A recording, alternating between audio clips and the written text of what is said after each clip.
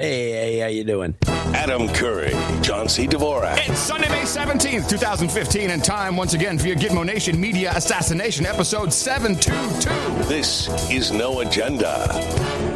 Fighting the unglamorous war against the New World Order and broadcasting live from the Crackpot Condo in FEMA Region 6 in the capital of the Drone Star State. In the morning, everybody, I'm Adam Curry. And from northern Silicon Valley, where I'm back on the Peanut Express, I'm John C. Dvorak. It's Crackpot and Buzzkill in the morning. Hey, Bubba. That refers to the Southwest flight. Oh, the Peanut Express. Oh, of course, you came back from up north.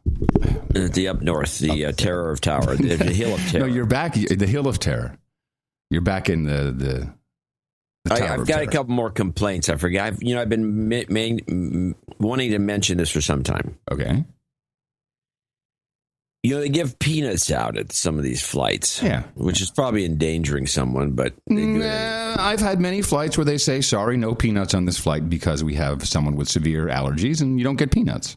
Well, that's good. Mm-hmm. Do you ever sit there? There's this habit some people have, which is incredibly annoying.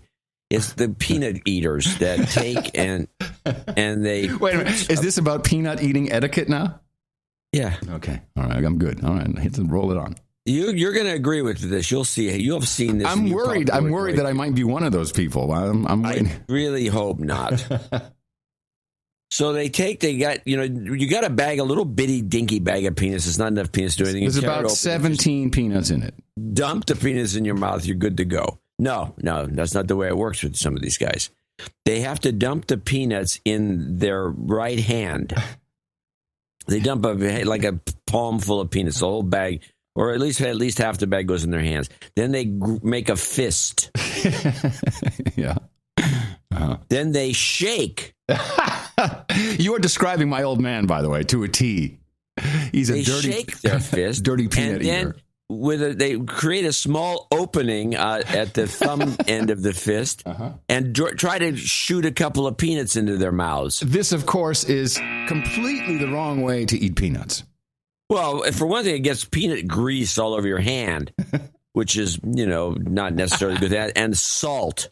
But they shake, and so they're chewing and shaking, chewing and shaking. Then they throw a couple more peanuts in their mouth and chew some more while shaking and shaking. It just is annoying. It's the most annoying thing I've ever seen. Amen. And then when they're done, they got done with the peanuts. Then they start doing the thing with their hands to get all the salt and grease off their hands. Yeah. They're slapping themselves. Okay.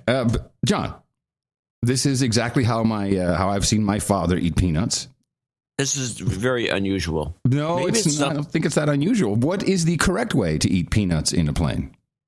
There's a lot of ways. You can take the peanut bag and just, if you like tossing the peanuts back, toss from the bag. Uh-huh. I always ask the flight attendant to feed me. Yeah, well, they rarely do that. I gave up on that idea.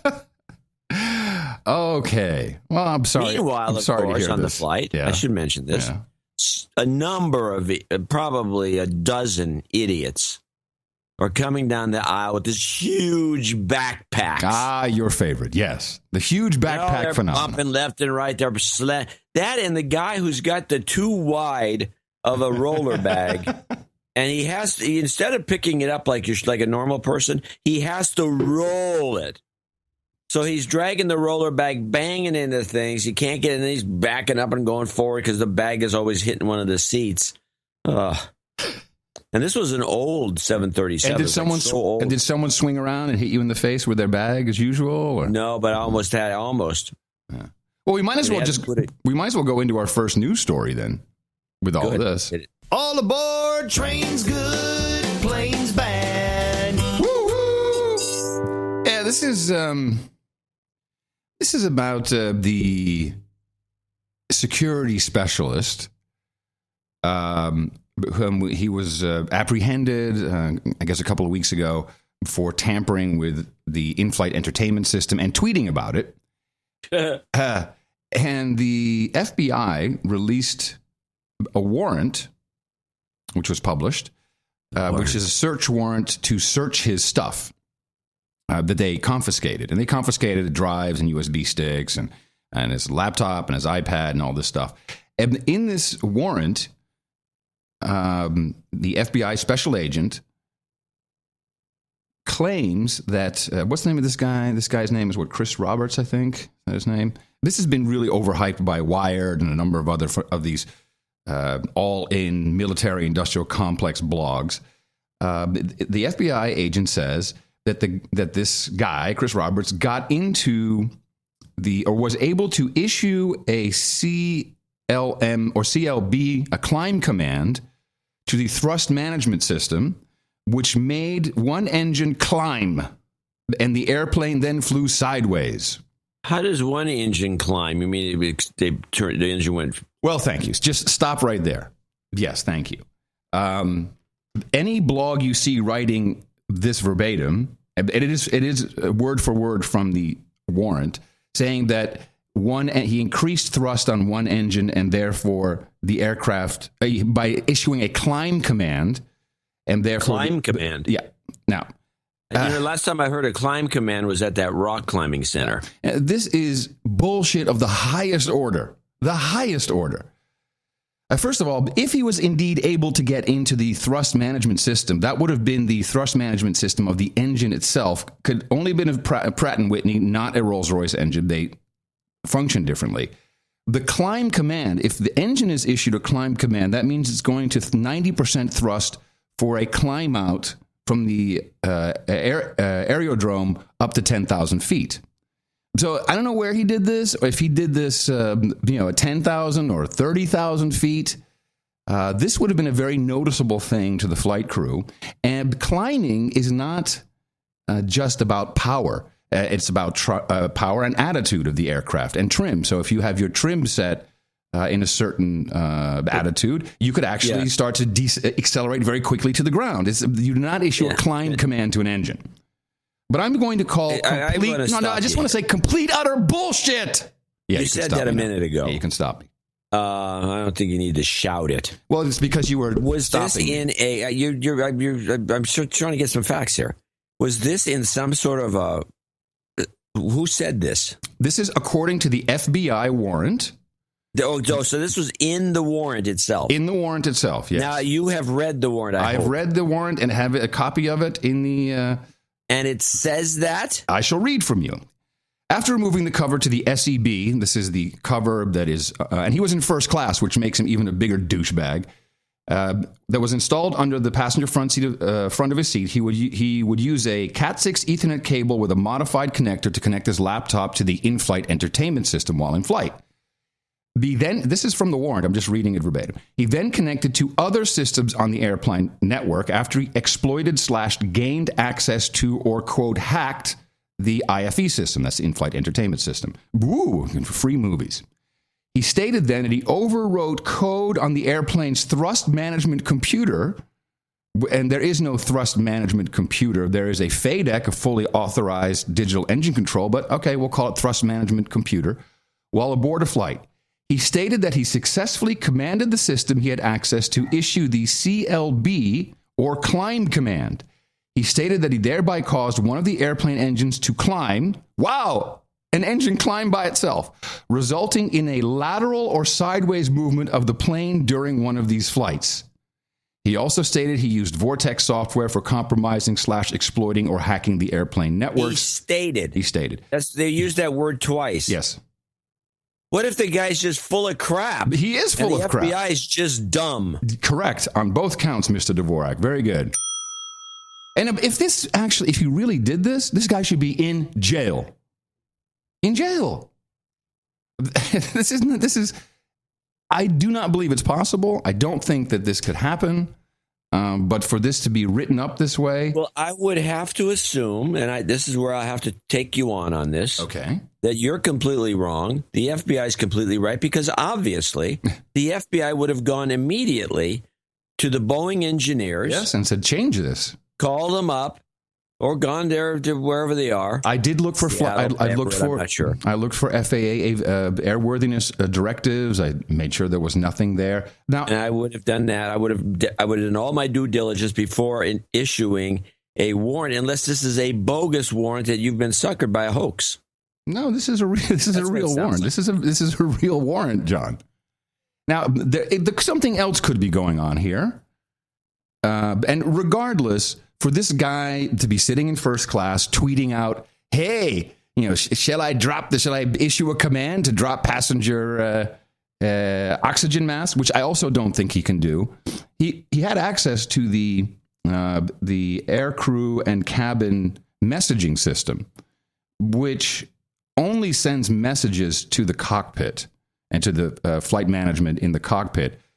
So he could have maybe issued a command that would have made it look like something had deployed. But I think maybe something else is going on here, and I'll give him the benefit of the doubt, even though if you're an information security guy, lying is not okay, and doing this kind of stuff with 100 other passengers is also not okay. So either way, the guy's a dick.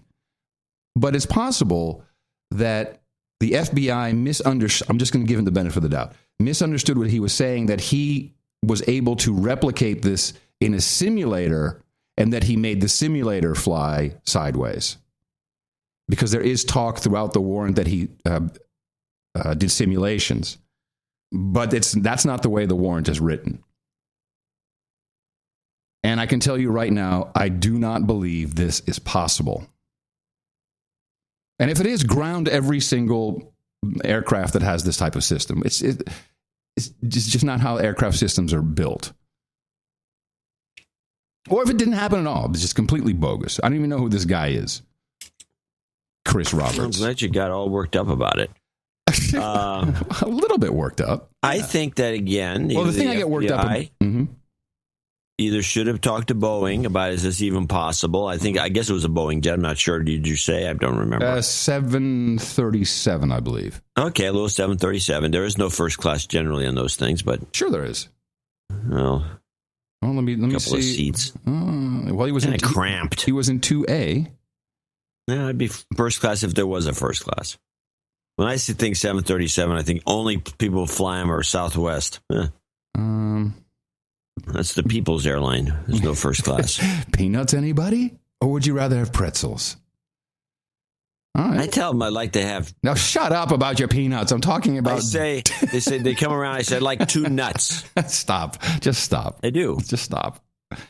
Anyway, I want everyone to know, who is a No Agenda producer, that this, and it's Ars Technica, everybody's all over this. And they're repeating the line, he issued a climb command and the aircraft started to fly sideways. When you're at cruising altitude, you could be at 55% power, depending on, if you have a tailwind or a headwind.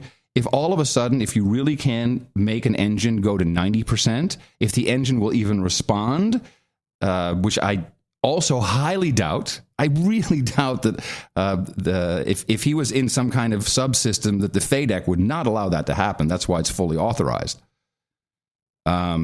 Then this could be very disastrous for one engine to go to 90%. A flat spin. Yeah. No. How do you get out of a spin, John? Steer into it, opposite rudder. Always remember that. Steer into it, opposite rudder. Yeah, exactly. Well, there was another thing you're doing. Planes good, planes bad, trains bad, or whatever. Yeah. There's the derailment story is getting kind of fishy. It is. This clip from you? Yeah, the derailment story. Railroad authorities today ordered Amtrak to immediately improve safety on the Northeast Corridor. Experts say a better signal system might have prevented this week's crash that killed 8 and injured more than 200.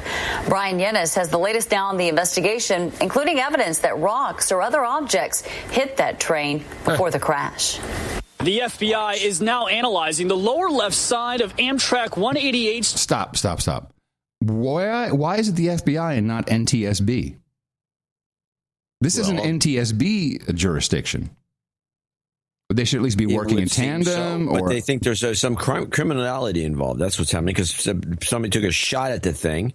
or threw a rock, a boulder. Well, listen to the rest of the clip for you. Destroyed front windshield. It's there that investigators have found a circular break in the window that could be the result of a flying object thrown or shot at the train moments before it crashed on Tuesday night at about 9:21 p.m. NTSB investigators say an assistant conductor on board the train recalls hearing a radio conversation moments before the crash between the engineer and a nearby engineer of a local SEPTA train, acknowledging they were both hit by an object. She said she heard the engineer talking to a SEPTA engineer. She recalled that the SEPTA engineer had reported to the train dispatcher that he had either been hit by a rock or shot at. If true, it would mean 3 trains were hit by an object in the area of the crash within a 20-minute span. The front windshield of that SEPTA 729 local train was hit around 9:10, forcing the train into an emergency stop. Just minutes after that, passenger Madison Calver witnessed a projectile hit his passenger window on a southbound Amtrak Acela 2173. I was working on my laptop. I was just following up with a couple emails, and all of a sudden, hear loud crash right to my left. I quickly turned, didn't see what hit it, but saw that, right to my left, everything had been destroyed. Enough so that the damage was in radius bigger than the size of a basketball. The new revelation expands this investigation. Could an object have somehow affected the engineer Brandon Boston moments before the crash? The NTSB says Boston was extremely cooperative in his interview Friday, but he suffered a concussion and could not recall anything that happened during the derailment. Right. So we're now to believe the rock went through the window and then hit the guy in the head, and then he fell on the knob to accelerate the train. And he doesn't remember a thing. Right. Wow. Yeah. Yeah. Well, now they had a bunch of nonsense. How about this? Shit happens. There's one. Well, you usually don't go 106 miles an hour in a 50-mile-an-hour zone if you're driving a train. No, shit happens. Well, it happened to his head, so he can't remember a thing. Yeah. I don't have anything on this. I think the FBI is going in to see if they can turn it into a terrorism case. Oh, they'd love to. Yeah, of course. I think they dropped the ball on this one. They could have called it terrorism from the get-go. And they would say, the terrorists are throwing rocks at trains. This would be the latest boy. Well known. I don't think homegrown domestic rock throwing terrorists. I'm going to agree with you that this was not a setup, and whatever happened, they're desperately trying to find anything. But more because this story about the rock, I read the day it happened just now, and now it's being picked up. So I do love how it's being politicized. This was a good clip from our friend Chris Matthews over there at MSNBC. When you talk about uniting the country, that is a beautiful idea, and we all love that idea. But we have a situation right now where there are 180 congressional districts where nobody takes the train ever, not Amtrak, and 2/3 of those are represented by Republicans, and they don't care about us. I mean, it makes me sad to hear about it. They treat trains like Hispanics. We don't have enough in our district to worry about. Exactly. So we don't care about immigration reform. We don't care about trains. Train rides are I used to say that Ted Kennedy could beat Jimmy Carter anywhere on the Amtrak route because it is more liberal. Anyway, thank you. Why do I think of these things? Why do I think of these things? Because you're a douchebag? Borderline clip of the day. Yeah. It's just offbeat. But of course, it reveals the fact that you've gone back. I know. Well, I've looked. You know what I started watching? Greta Van Susteren. Oh, she's on Fox. On the Fox's network, yes. And I picked up 2 Dynamite. Well, I think Dynamite clips. Dynamite clips. Wait a minute, let me get the Dynamite clips and Greta Van Susteren do not match. Well, this is any normal world. This was my mistake as well. I thought, what can be going on with Greta Van Susteren? But because of Fox's ratings, all the big guns like to at least go on there and get a little say. And she went to hang out with J Johnson. Some call him J. We call him J Johnson. It is J-E-H. What else? How else should you pronounce it? J Johnson. And J was at we had the big policeman's memorial for all the, I think this was in New York, for all the fallen heroes. And Greta was right there talking to J. And, of course, when you're talking about police, what do you got to talk about? ISIS, obviously. They don't ask anything. As you know, they don't get lavish pay, but they're prepared to put their lives on the line at a moment's notice. Which brings me to the other issue of ISIS in this country, because our front line of defense for ISIS many times is the police officer or law enforcement. They're the ones who are called out to fight, or the FBI or any law enforcement. That is becoming more and more the case, given how the global terrorist threat is evolving. It's just evolving more and more the case, John. They're all over the place. That's correct. What do you say to them? Be vigilant, be aware, be ready, and in the Department of Homeland Security, what we're doing more and more is what we call vertical information sharing, vertical intelligence sharing with state and local law enforcement.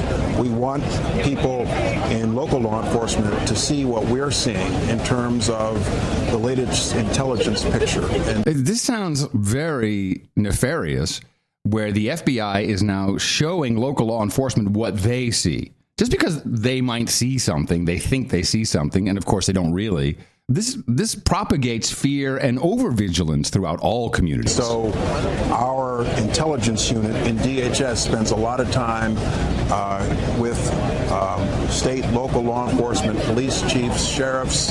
Director Comey and I had a video teleconference with 1,000 police chiefs and sheriffs across the country last week to share with them the picture that we're seeing, and we think that's more and more important.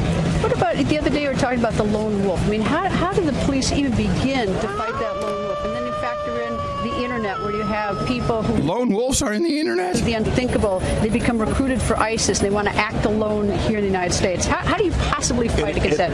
It very definitely presents a more challenging picture, because... He's got a lot of pictures, and he's showing pictures, and he wants everyone to see the picture. It's a challenging picture. They bring this issue up over and over again. What does it take?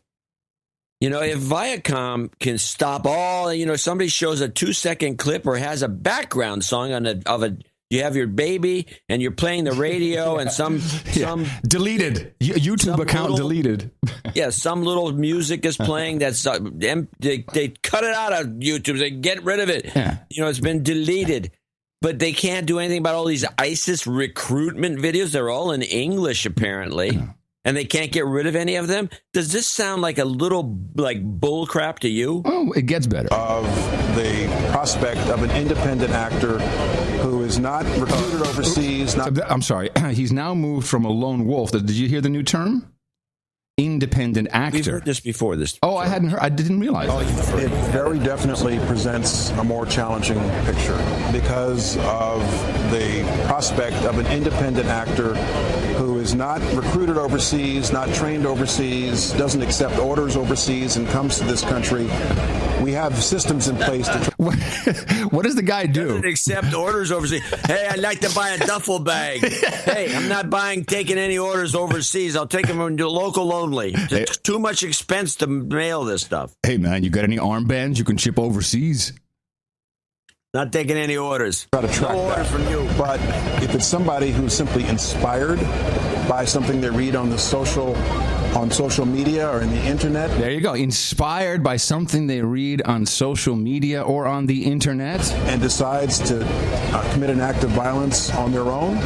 That's much harder to detect. And what I've been saying is that very often the cop on the beat may be the first one to actually find out about a potential terrorist attack. ISIS. We will follow them to the gates of hell. ISIS. I feel good. Now, Greta had Mike Morell on, former acting director of CIA. He was He's getting on a lot of shows. He has a book. He has a book out, written by the agency. Of course it's written by the agency. Yeah, it even says with, whatever, Brian Hill or whatever the guy's name is. Someone else wrote it from the agency. And the same question was posed, ISIS in America. So ISIS as a group is not here. What? Right now, ISIS poses two threats here. One is the ability to radicalize young men and women here. We've seen that in a number of cases. We've seen them actually act that out in Texas last week. The other is the ability to direct lone individuals, probably people who went to Iraq and Syria, to come back and to conduct acts. So that's what ISIS can do today, Greta. But if we don't stay focused on these guys, if we allow them to maintain safe haven in Iraq and Syria, then in time they are going to be able to come here and conduct a 9/11 style attack. We have to stay focused on this group, just as like we have to stay focused on Al-Qaeda. I'm afraid. I'm so afraid. Wow. 9/11 style attack. How can they do that? Don't we have everything all locked down, or are they going to hijack the in-flight entertainment we got the system? NSA listing in on everything. How can this even be possible? That's the first question if I was Greta, I'd ask him. Yeah, well, Greta. I'd say, well, the NSA's listing on everything. We're in a complete surveillance state. We're on lockdown for all practical purposes. We see something, say something. Nothing. How is this even possible? Nothing can get through. Say something. The citizens are vigilant. Police force is vigilant. We have NSA everywhere. It should not be possible. But, John, this is where things changed. We have Barbara Starr. Are you familiar with Barbara Starr? Barbara Starr? Stripper. She's a stripper, and she used to work Vegas, and now she's in Atlanta. And now she's at the Pentagon. Yeah. I'm sorry. Yeah. Barbara Starr is the CNN Pentagon correspondent. And they had this piece that I was prepping last night, and this piece came on. It was mind-boggling about the ISIS using the web as a terror weapon. Are you ready for it? I don't want you to get too scared once you hear this, because should I sit down? You should and probably close a web browser, because ISIS is going to pop right out and kill you. With the hand come right out of the machine. That's what it feels like. ISIS, still undefeated after months of bombing, has entered a new phase, using the cyber world as a weapon. The recent ISIS-inspired attack in Garland, Texas, was carried out after gunman Elton Simpson publicly posted this tweet on the internet using the hashtag #TexasAttack. Now, new online threats are forcing the Pentagon to confront a secret internet most of us never see, in a place most of us have never been. Now, okay. Are you ready to go on a voyage to a place where most of us have never been on the web? You will hear an expert from the RAND Corporation telling you exactly what it all looks like on the deep, dark, secret web. The dark or deep web. The U.S. believes ISIS and others are now using the most covert part of the online world to recruit fighters, share intelligence, and potentially plan real-world attacks. Think of the entire... Notice she has the Caliphate #1 song playing in the background. Oh, yeah, it's good. It's very, very catchy. By the way, I think what she's talking about is Google Mail, but that's another story. Real-world attacks. Think of the entire internet as an iceberg. Everything above the water is what we would call the surface web, or what can be indexed by Google, but below the water... that I love what she's... This is a woman from the RAND Corporation. She says everything that is the surface web is indexed by Google. And listen carefully to what she's saying. These are very important data points. Is what we would call the surface web, or what can be indexed by Google, but below the water, that huge iceberg, that's the deep web. That's the part of the web that's not indexed. There's so much of the web that we can't just Google for. Are you familiar with all that iceberg under the water? Giant Making iceberg. it tough to crack, but researchers are finding portals to get inside. Portals? They found my portal. Is a website on the darknet. One of the references to the website, a few of the references to the website, was that it's an ISIS funding website. Pentagon scientists plan to go in and chase ISIS down. No, they're going into the dark web. I gotta stop you and ask. These questions are needed. Because somebody apparently at the network's not asking these questions, but I'll ask them. Yeah, please. They're going into the dark web to ferret these guys out. Why don't they? Am I wrong, or when I say that YouTube, for example, is not in the dark web? It's right out there in the open, and they've got all these ISIS videos on there, and they can't get rid of those. No. How does this make any sense that they could go into the dark web and then ferret these guys out, and they can't even get rid of a YouTube video that is searchable? Well, you know why Barbara Starr's not asking the question. She's a stripper. Might as well be. Pentagon scientists plan to go in and chase ISIS down. Can you just imagine guys going, okay, I'm ready, digitize me. Suck me in, FTP me to the dark web. Cyber! We need a technology to discover where that content is and make it available for analysis. That military Analysis? technology. Oh, we got to look at hey, look at this. They're using the WordPress blog software. They're just WordPress blog software. Let's analyze it. Enhance, zoom, rotate. Analysis. That military technology known as MEMX acts as... MEMX? I just heard this. MEMX? Have you ever heard of this military cyber technology? Either that, or she's had just says the word MEMX for no apparent. MEMX for no apparent. MEMX. MEMX. Yeah, here it is. MEMX. I found it right away. MEMX. MEMX. You look up MEMX, and I will. MEMX, I'm guessing. I think it's MEM. I don't know. MEMX. It's a unique search engine, seeing patterns of activity on the dark web. Wait a minute. Let me roll that back. Now I'm confused as to what she's saying. A unique search engine. Yeah, let's see. Analysis.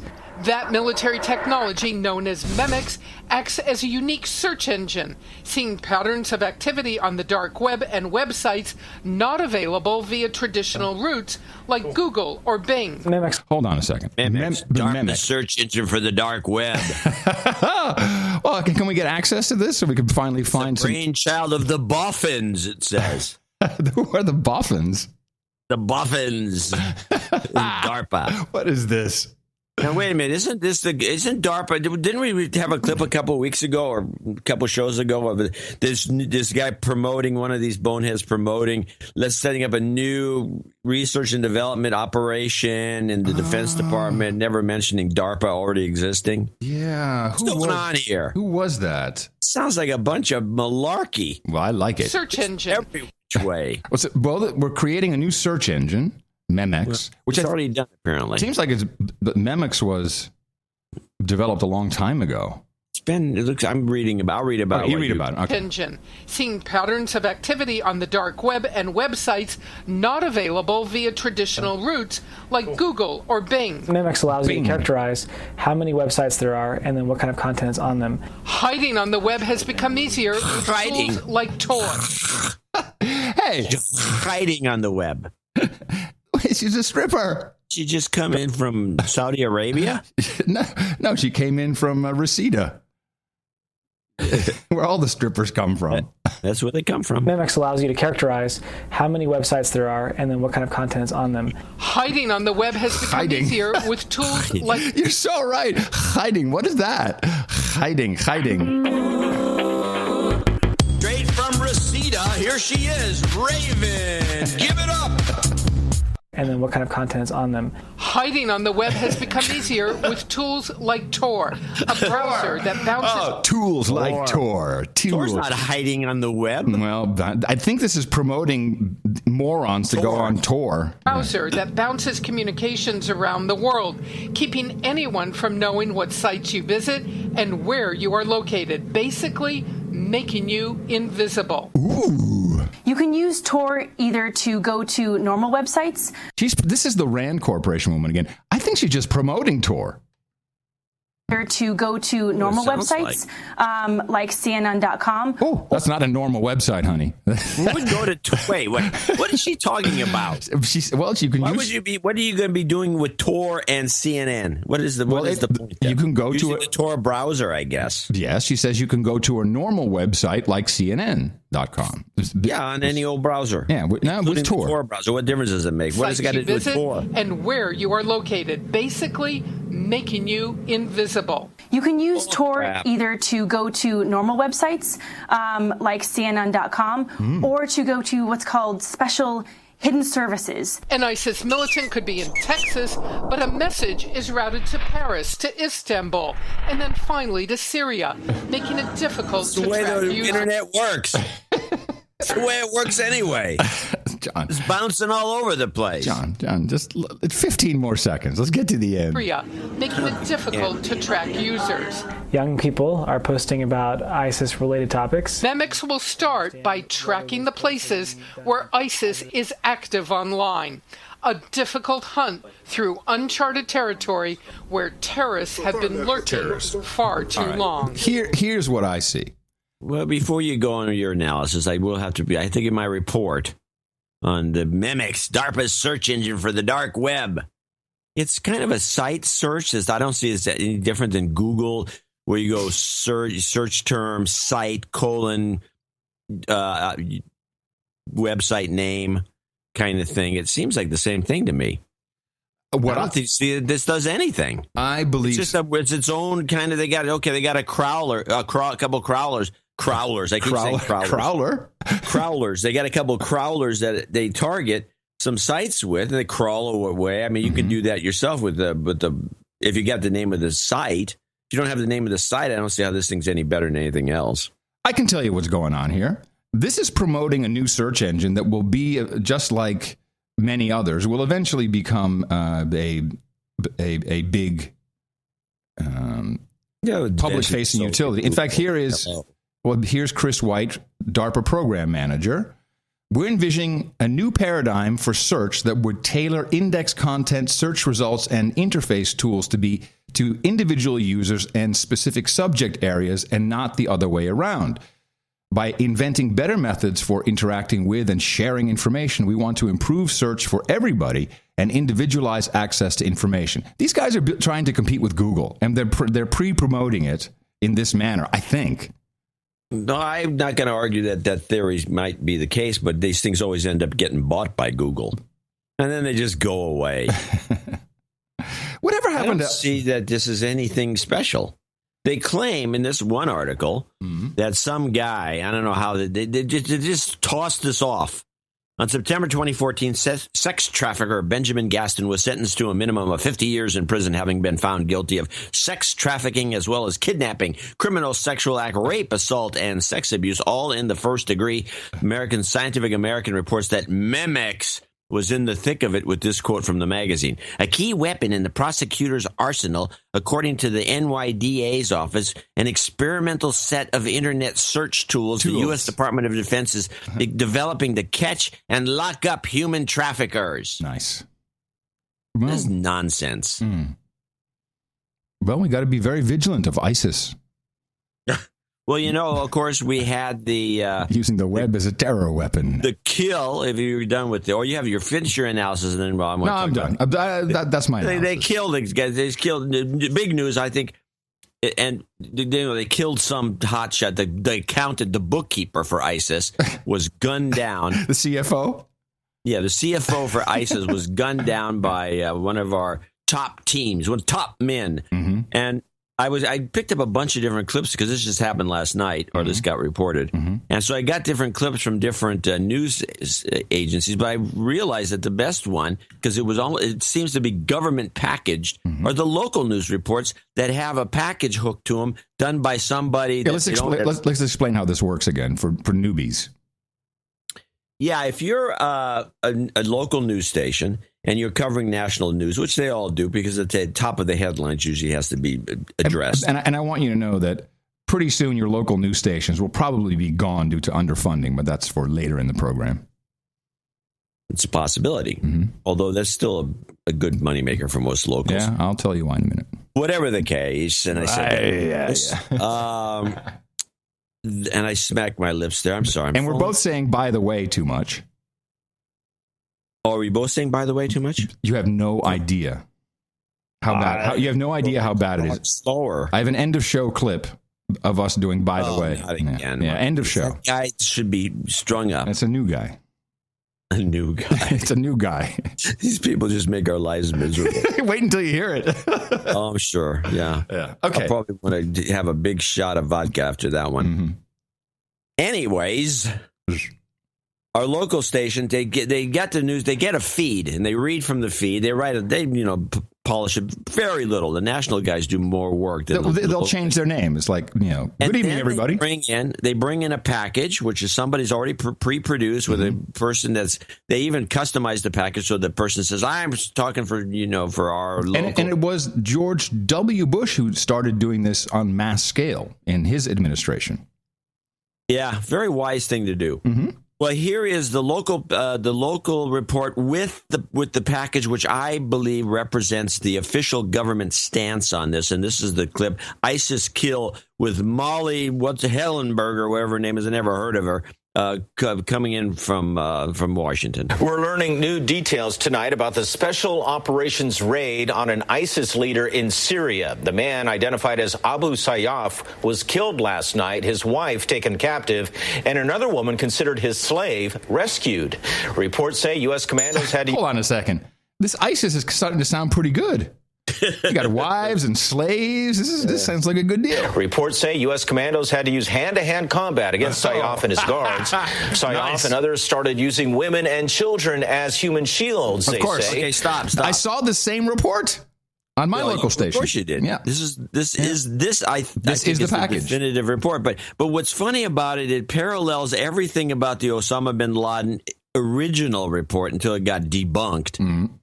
Oh, you have the hand-to-hand combat, firefight. I love hand-to-hand combat. As shields. Wait a minute. It's so parallel that it's almost embarrassing. I would love to understand how they got into a situation of hand-to-hand combat. Because, hey, that's my wife. Hey, punch you. Hey, give me that slave. Hey, using your kid as a human shield. Douchebag. I'll just knock you out. As human shields, they say. But U.S. forces were able to keep the women and children alive while killing Sayyaf and 11 guards. Intelligence was recovered, including laptops, files, and phone. Treasure trove. Sayyaf was a powerful figure who controlled ISIS oil and finance operations. Reporter Molly Henneberg has more from Washington. Go, Molly. A senior U.S. defense official tells Fox that this was, quote, a real firefight, a no-kidding old-school firefight.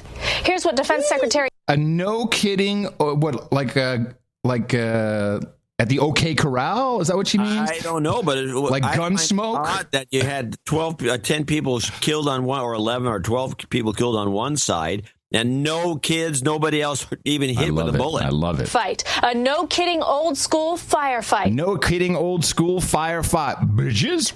Here's what Defense Secretary Ash Carter said about the raid. Quote, last night, at the direction of the Commander-in-Chief, I ordered U.S. Special Operations Forces to conduct an operation in Al-Amir in eastern Syria to capture an ISIL senior leader known as Abu Sayyaf and his wife Sayyaf.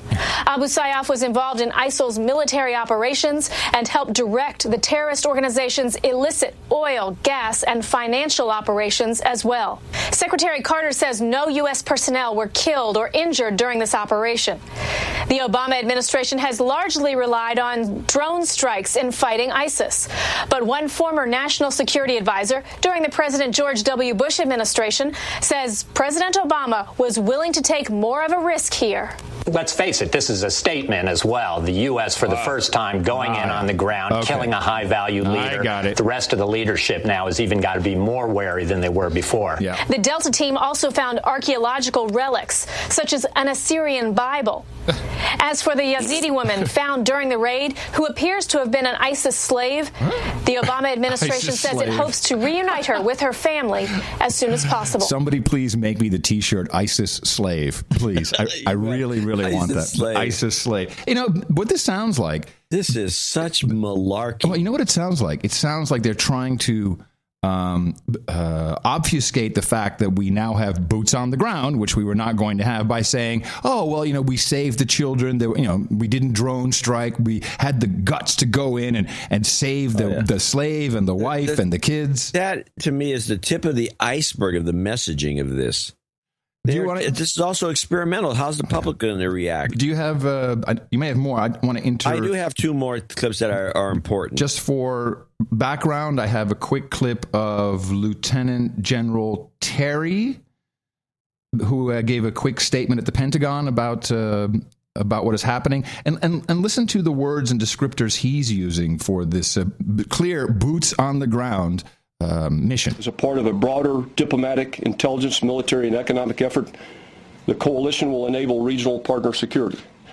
Iraqi security forces must be a capable force, one that can restore Iraq's sovereign borders, retake territory from Daesh, and secure... So now he's saying Daesh instead of ISIS. ...the Iraqi people. Make up your mind. An offensively minded and trained security force backed by an inclusive government of Iraq is the key to future stability. Hold on a second. An offensive force, that's not just training. No, that's not just hanging out in the background. An offensive force backed by Offensively minded and trained security force backed by an inclusive government of Iraq is the key to future stability. As you know, we have been authorized an additional 1,500 U.S. personnel.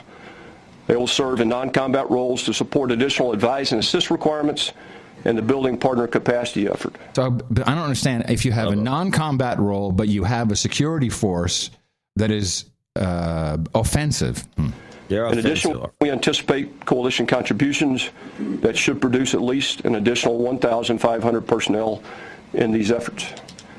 Yeah. We're seeing initial successes in this fight. Yeah. My assessment is that Daesh has been halted in transitioning to the defense and is attempting to hold what they currently have. You will see some local counterattacks in that regard. Okay. There will be challenges down the road that will require patience. Patience. The government of Iraq understands the grave threat they face, and they are resolved to defeat it. The Combined Joint Task Force starting the war over. That's what I believe is a new chapter of what I assess will be a successful campaign to bring the coalition's power to bear and ultimately lead to the defeat of Daesh. But it's not Daesh that we're worried about. It's ISIS or ISIL or IS. I don't know what Who's Daesh he beating? He's beating Daesh. Dude, you're on the wrong playing field with your Daesh. These guys have got to get a clue. No, they have the clue. They don't care. Just now, if you remember the original report from KTVU, which is the local station here, that where they said at the end when the woman came on with the package, she was the representative of the government, but she says she's from Fox, and I guess she works there. There was the mention of Obama signing off on, we got to get this guy at the direction of the commander in chief. Yep. Now I want to play the next clip would be F-24. This is the France 24 report, and there's a couple of discrepancies in here that, like, wait a minute. There wasn't a bounty on his head. And it does seem unusual to send the most elite unit in the US military to assassinate or to capture a guy who wasn't on the hit list. And it has led to speculation that perhaps the Delta Force team that did go to Deir ez-Zor in the early hours of yesterday were looking for someone else. Several other jihadists were killed alongside Saif, while computers and documents belonging to the group were seized in the raid. Saif's wife was also captured and is now being questioned at an American military prison in Iraq. I couldn't really hear the first bit. Okay, let me tell you what the guy said. This was part of a long exposition where they went on and on about this. This guy, Syed, is not on the hit list. Huh. If you look at the American, they have these rewards for justice of guys we're going after.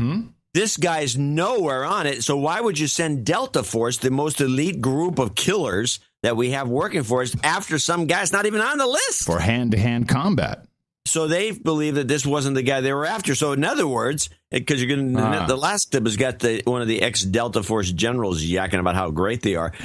What they're implying here is that they screwed up. They didn't get the guy they were after. This wasn't an elite group that nailed this guy they were going after. They found this guy. Who do you think? What are we going to do, boss? We can't. This other guy's not here. Who do you think they were Grab after? The accountant. Who do you think they were Free after? as slave.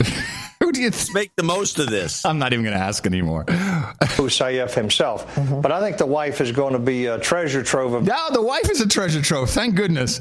No, I thought the computers and the laptops and the books, but no.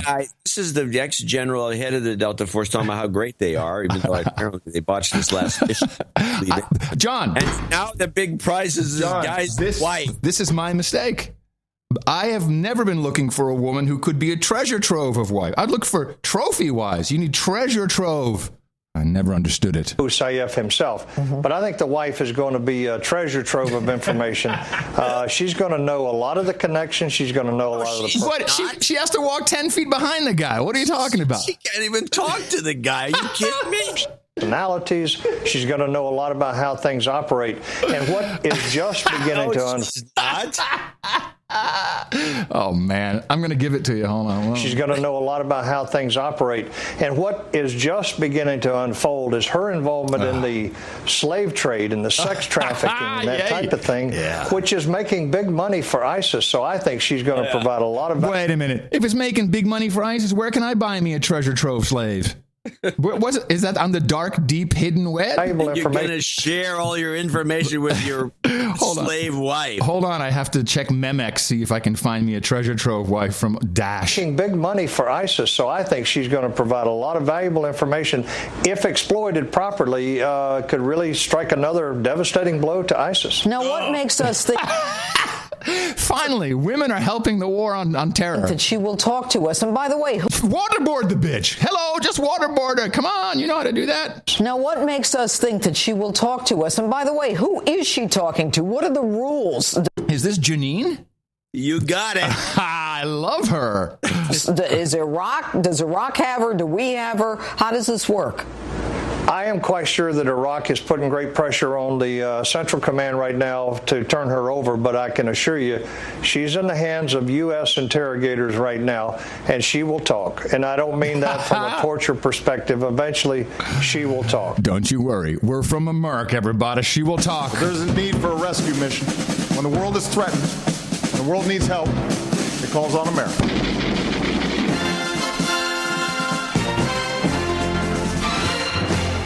And that's the story. And, they are so sophisticated. If you don't mean it from a torture perspective, General, then how are you convinced? Because it is very unlikely that she's had any kind of training or preparation for how to resist interrogation. When we force feed you through your rectum. And what's going to happen is they're going to have her so confused. She'll be tired. She'll be confused as to where she is, and they do this by just turning on the Kardashians. If she watches that and she goes, I'm so confused. What is this world I'm living in? Controlling her. Ultimately, she'll break just from a psychological perspective. She'll break and talk. Is the success of this mission, even though the person intended to be captured ended up being killed, does that somewhat signal what's going to be happening in the future? Oh, I hope so. Listen, Judge, this Delta Force was created to do just this kind of thing. And again, I think from the people I've talked to, it's a textbook operation. When they talk? Yes. But I think that this should send a strong signal that you can't hide. This administration may be finally starting to break the code on what it's going to take to hurt ISIS in a way that is going to make them rethink how they're operating. All right, bend over. Here it comes. Clip of the day. We need to kill them. We need to kill them. Wow. Good one, John. Good one. Good one. Yeah, I caught that just... I love it. This guy's nuts.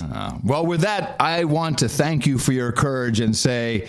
In the morning to you, John C. Clip of the day, Dvorak. And in the morning to you, Adam Curry. In the morning to all ships at sea, boots on the ground, feet in the air, subs in the water, and all the dames and knights out there. In the morning to everyone in the chat room, noagendastream.com. We're having a good time, laughing it up with that clip of the day. In the morning to our artists. And we thank Mr. Fabulous, who is brand new to the party. I believe. See you going back and forth on the email with Mr. Fabulous. Yeah, he said, thanks for choosing my art. I said, hey, thank you for making it. NoAgendaArtGenerator.com is where you can find all the submissions. And people don't visit that. And we mention it every single time. We always credit our artists pretty much as first credit anywhere in the show. And I always mention NoAgendaArtGenerator.com. Go there. See what's happening. You will be inspired. Inspired, I tell you. Good work, everybody. Thank you. We want to thank a few people, including... Here's a donation from David Foley, not the Dave Foley from Kids in the Hall. He's a Grand Duke, so holy moly, buy a 4K TV, ya all. Holy! That's right. The Grand Duke of USA, everybody. Yes, Sir David Foley. The Grand Duke is Los Gatos, California, 45678. Please enclose find one of John's favorite donations to help stave off the recent lull of donations. Thanks for continuing to bring us in Fletcher voice, the best podcast in the universe. I don't think we have a Fletcher doing that, actually. Well, you'll be by the end of the show. By the end of this segment, by the end of the A block segment, at the end of the A block. I can you imagine him at the dinner table. Pass the wine, butter, served. Dame Monica Lansing from Drayton Valley, Alberta, 33333. Really like what you two are doing. Keep up the great work. The donation should make me a baroness. Yay. Nice. I'd like to request a job karma for Ken. Good old Ken. Jobs, Monica, Baroness of jobs, Western Alberta. jobs, and jobs. Let's vote for jobs. You've got karma. There are two executive producers. We go now to Associate Executive Producer Sir Charles Jordan. 273 from Wisconsin, Milwaukee to be specific. FoundationBar.com, Wisconsin. Wisconsin's best Mai Tai in the universe. FoundationBar.com. Check it out if you're in the area. Yeah, cool. I think you should. David Fugazotto in Parts Unknown. You may say in the letter. $234.56, 23456. When I heard James Spann was one of the executive producers for show 721, I knew it was a sign that it was time again to contribute to the TBPITU. Mr. Spann is the weatherman of my youth. Yeah, I saw this email come in. I didn't know that. That's kind of cool. Yeah, he's an old-timer weatherman. Huh. I'd like to thank him for his courage in supporting the show and glad to hear he's doing his best to propagate the formula all over the Magic City. Adam, have you given any thought to establishing a donation amount that would gain the donor his own moral self-license? This would be eminently useful. Any amount actually gives you moral self-license, but we don't have a special amount. Would be eminently useful when douchebags bring up the latest cause du jour and attempt to cajole some useless gesture, such as dumping a bucket of ice water on your head. Or just a red nose or any other. The red nose the red nose is pretty old, though. Mm-hmm. It falls under the moral self-licensing heading. Oh, yeah, for sure. Absolutely. Absolutement. Perhaps one of your talented producers could mock up something for your and John's approval. Okay. This donation should bump me over the crest of knighthood. Please dub me Sir Dave, Doctor of Lviv. Lviv? Lviv. Lviv. Lviv. Lviv. I'd love to hear at the end of the day song, get some pork ribs and pale ale and have a birthday shout out for my lovely wife. Oh, is she on the list? I just put her on the list. 19th of May. Thanks for the twice weekly dose of sanity, humor, and public service announcements. But at the end of the day, they're backing him. They're backing. Come on. At the end of the day. At the end of the day, John, if someone wants to get anyone, they can get him. At the end of the day. At the end of the day, it's more important that we have entertainment. At the end of the day. So, at the end of the day, who's going to pay for the real loan? It's going to be taxpayer money. At the end of the day. Because at the end of the day, that's going to be up to Valerie Jarrett. At the end of the day. I mean, at the end of the day, isn't that it? It goes on for another minute, maybe a little long. I'm sure it does. All this money is owed to... Well, I can play to the end of the show. I'm annoyed that I never catch you saying it. I don't say it. At the end of the day, I think it's by the way that I say as much as you do. By the way. By the way. Yeah. It's disgusting when you We'll get rid of these things. What's interesting to me, which I don't think is one of them, what's interesting to me is there's so many of these ditties. Mm-hmm. Yeah. And we pepper our conversation. Everybody does. Yeah. We pepper our conversation with them. I don't think pepper the conversation is one of them. Constantly. But you get paranoid. I'm very paranoid. Yeah. I'm actually talking staccato now to make sure I don't do anything wrong. I'm so worried. I wind up talking to friends. And I say, basically, I said, I meant to say basically. And they look at me like, what the fuck are you talking about? Because they don't listen to the show or anything. What are you talking about, you idiot? Essentially, I meant to say essentially. Yeah. Well, we try. We try. We do try. Yeah. Move on. We do try one of them? I hope not. Sir James Briscoe in Bayshore, New York, $223. Hey, fellas, haven't donated in a while due to my previous job, which I've recently changed. I'm now making 2x as much. So hopefully I can donate more frequently. And now we're for roundtown.com in a much better environment, which currently is an event listing and search service. So they should probably license Memex. And working toward the premier event listing service available in the not-too-distant future will capture the Hot Pockets tours if they're properly advertised. If any producers work in an environment where you are underpaid and micromanaged, then get out ASAP, no matter the circumstance. It's almost never worth it, I've found. Please give me a spot of relationship karma. I could certainly use it. Love the show, as always, Sir James Briscoe. Right on. A little karma for you for the relationship. You've got karma. Jobs and relationships, always tough. Tough. Yeah, that's where they need the karma. Emmett Stewart in Naxar, Malta. Oh, Malta. Nice. Go to trip to Malta. Aren't you a knight? Knight of Malta. I'm a Kentucky colonel. I bet you are. I am. Yeah. Paperwork to prove it. Yeah. Donation from Malta. I'm an expat who used to be the guy living in Sardinia. Now my guy named Ben Skills got me to a tax haven. Whee! Woot, he says. John, consider your newsletter sent and read. This is my feedback. We should all become AEPs at least once. I'd like to ask for a birthday call for my son, codename Klaus Trowitz. Codename Klaus. That message was in code. Oh, I'm sure. When you sent out the newsletter, you solicited feedback and suggestions for the program. Yes. Did you get any of interest? I got a few. Well, you can read them later.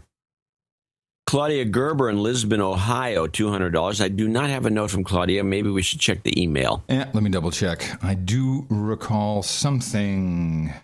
She usually writes in. Yeah, I recall something. Let me see. Saying something. She said. I think she sent a long note because the PayPal refused to take her thing. Claudia Gerber. Your thing's no good with us. Your thing is no good. Is it Berger? No, I have Boyer. That's not her. I have a real email here. It'd have to come in that way. I do not have anything from her. Let me try this one more time. Just let me take a second. Claudia, regardless, your thing is no good. Your thing is no good. That thing's no good. No, I got nothing. All right. She must have come up with a different email or something. I'm not she sure. can email us. We always do make good. Yeah, we do make goods. Jennifer Lofberg in San Marcos, California, $200. Dear John and Adam, thank you so much for your work, with a slew of exclamation marks. Last month, while on vacation in Solvang, California, in Santa Barbara County, I met a man in the hot tub who was on, this is already a good story. I met a man in the hot tub who was on special security detail. This is the latest. This is the latest. This is the latest. Yes, on the hit list, staying at our hotel. He enjoyed flirting with my single girlfriend at the U.S. taxpayer's expense. What a great country! Hell yeah! Please keep up the fantastic work. We need you. We need you. Love from Northern Mexico. Jennifer Love Karma for my 18-year-old graduating high school and leaving for college in August. Gracias, amigos. I think that's so cool. Hey, I'm here on a special security detail, ma'am. Your thing's no good, and we have to fix it. You've got investigate karma. Your thing. That's America for you, buddy. Jennifer Chicholacek, I believe, in Calgary. She can give me the pronunciation somehow. $200, Calgary, Alberta. The second Albertan that came in at the top levels. Good. Excellent. Greetings, comrades from Calgary, Alberta, Canada. Not sure if you've heard, but the provincial New Democrat Party just ousted the Progressive Conservatives, who had been in power for 43 years. With this shift from right to left and the price of oil, Albertans don't know whether to shit or go blind. I guess that's a Canadian thing. I guess. I don't know whether to shit or go blind. That's the choices in Canada. It's like, what? What do you want to do? I want to take a shit. I'm going to go blind. You do that shit. I've been a boner for a long time now, so please accept my donation of $200. Can I get a de-douching? Give her one. Absolutely. De-douching. You've been de-douched. She needs karma for her mom who's having surgery this week to remove breast cancer. Right. Please send karma to all the No Agenda listeners who are going through this as well. Fuck cancer. Thanks so much, guys. You've got karma. Excellent. And that concludes our group of producers and executive producers for show 722. Want to thank them. Remind people we do have a show coming up on Thursday. Still plugging along. We need some continued help. So go to Dvorak.org/NA. And I will be coming to you from Manhattan on the Thursday show. Yeah, shake it up. You never know what happens. Kansas? Yes, exactly. Dvorak.org/NA. Please also remember you can do the very important work of being out there and propagating the formula. Our formula is this. We go out, we hit people in the mouth.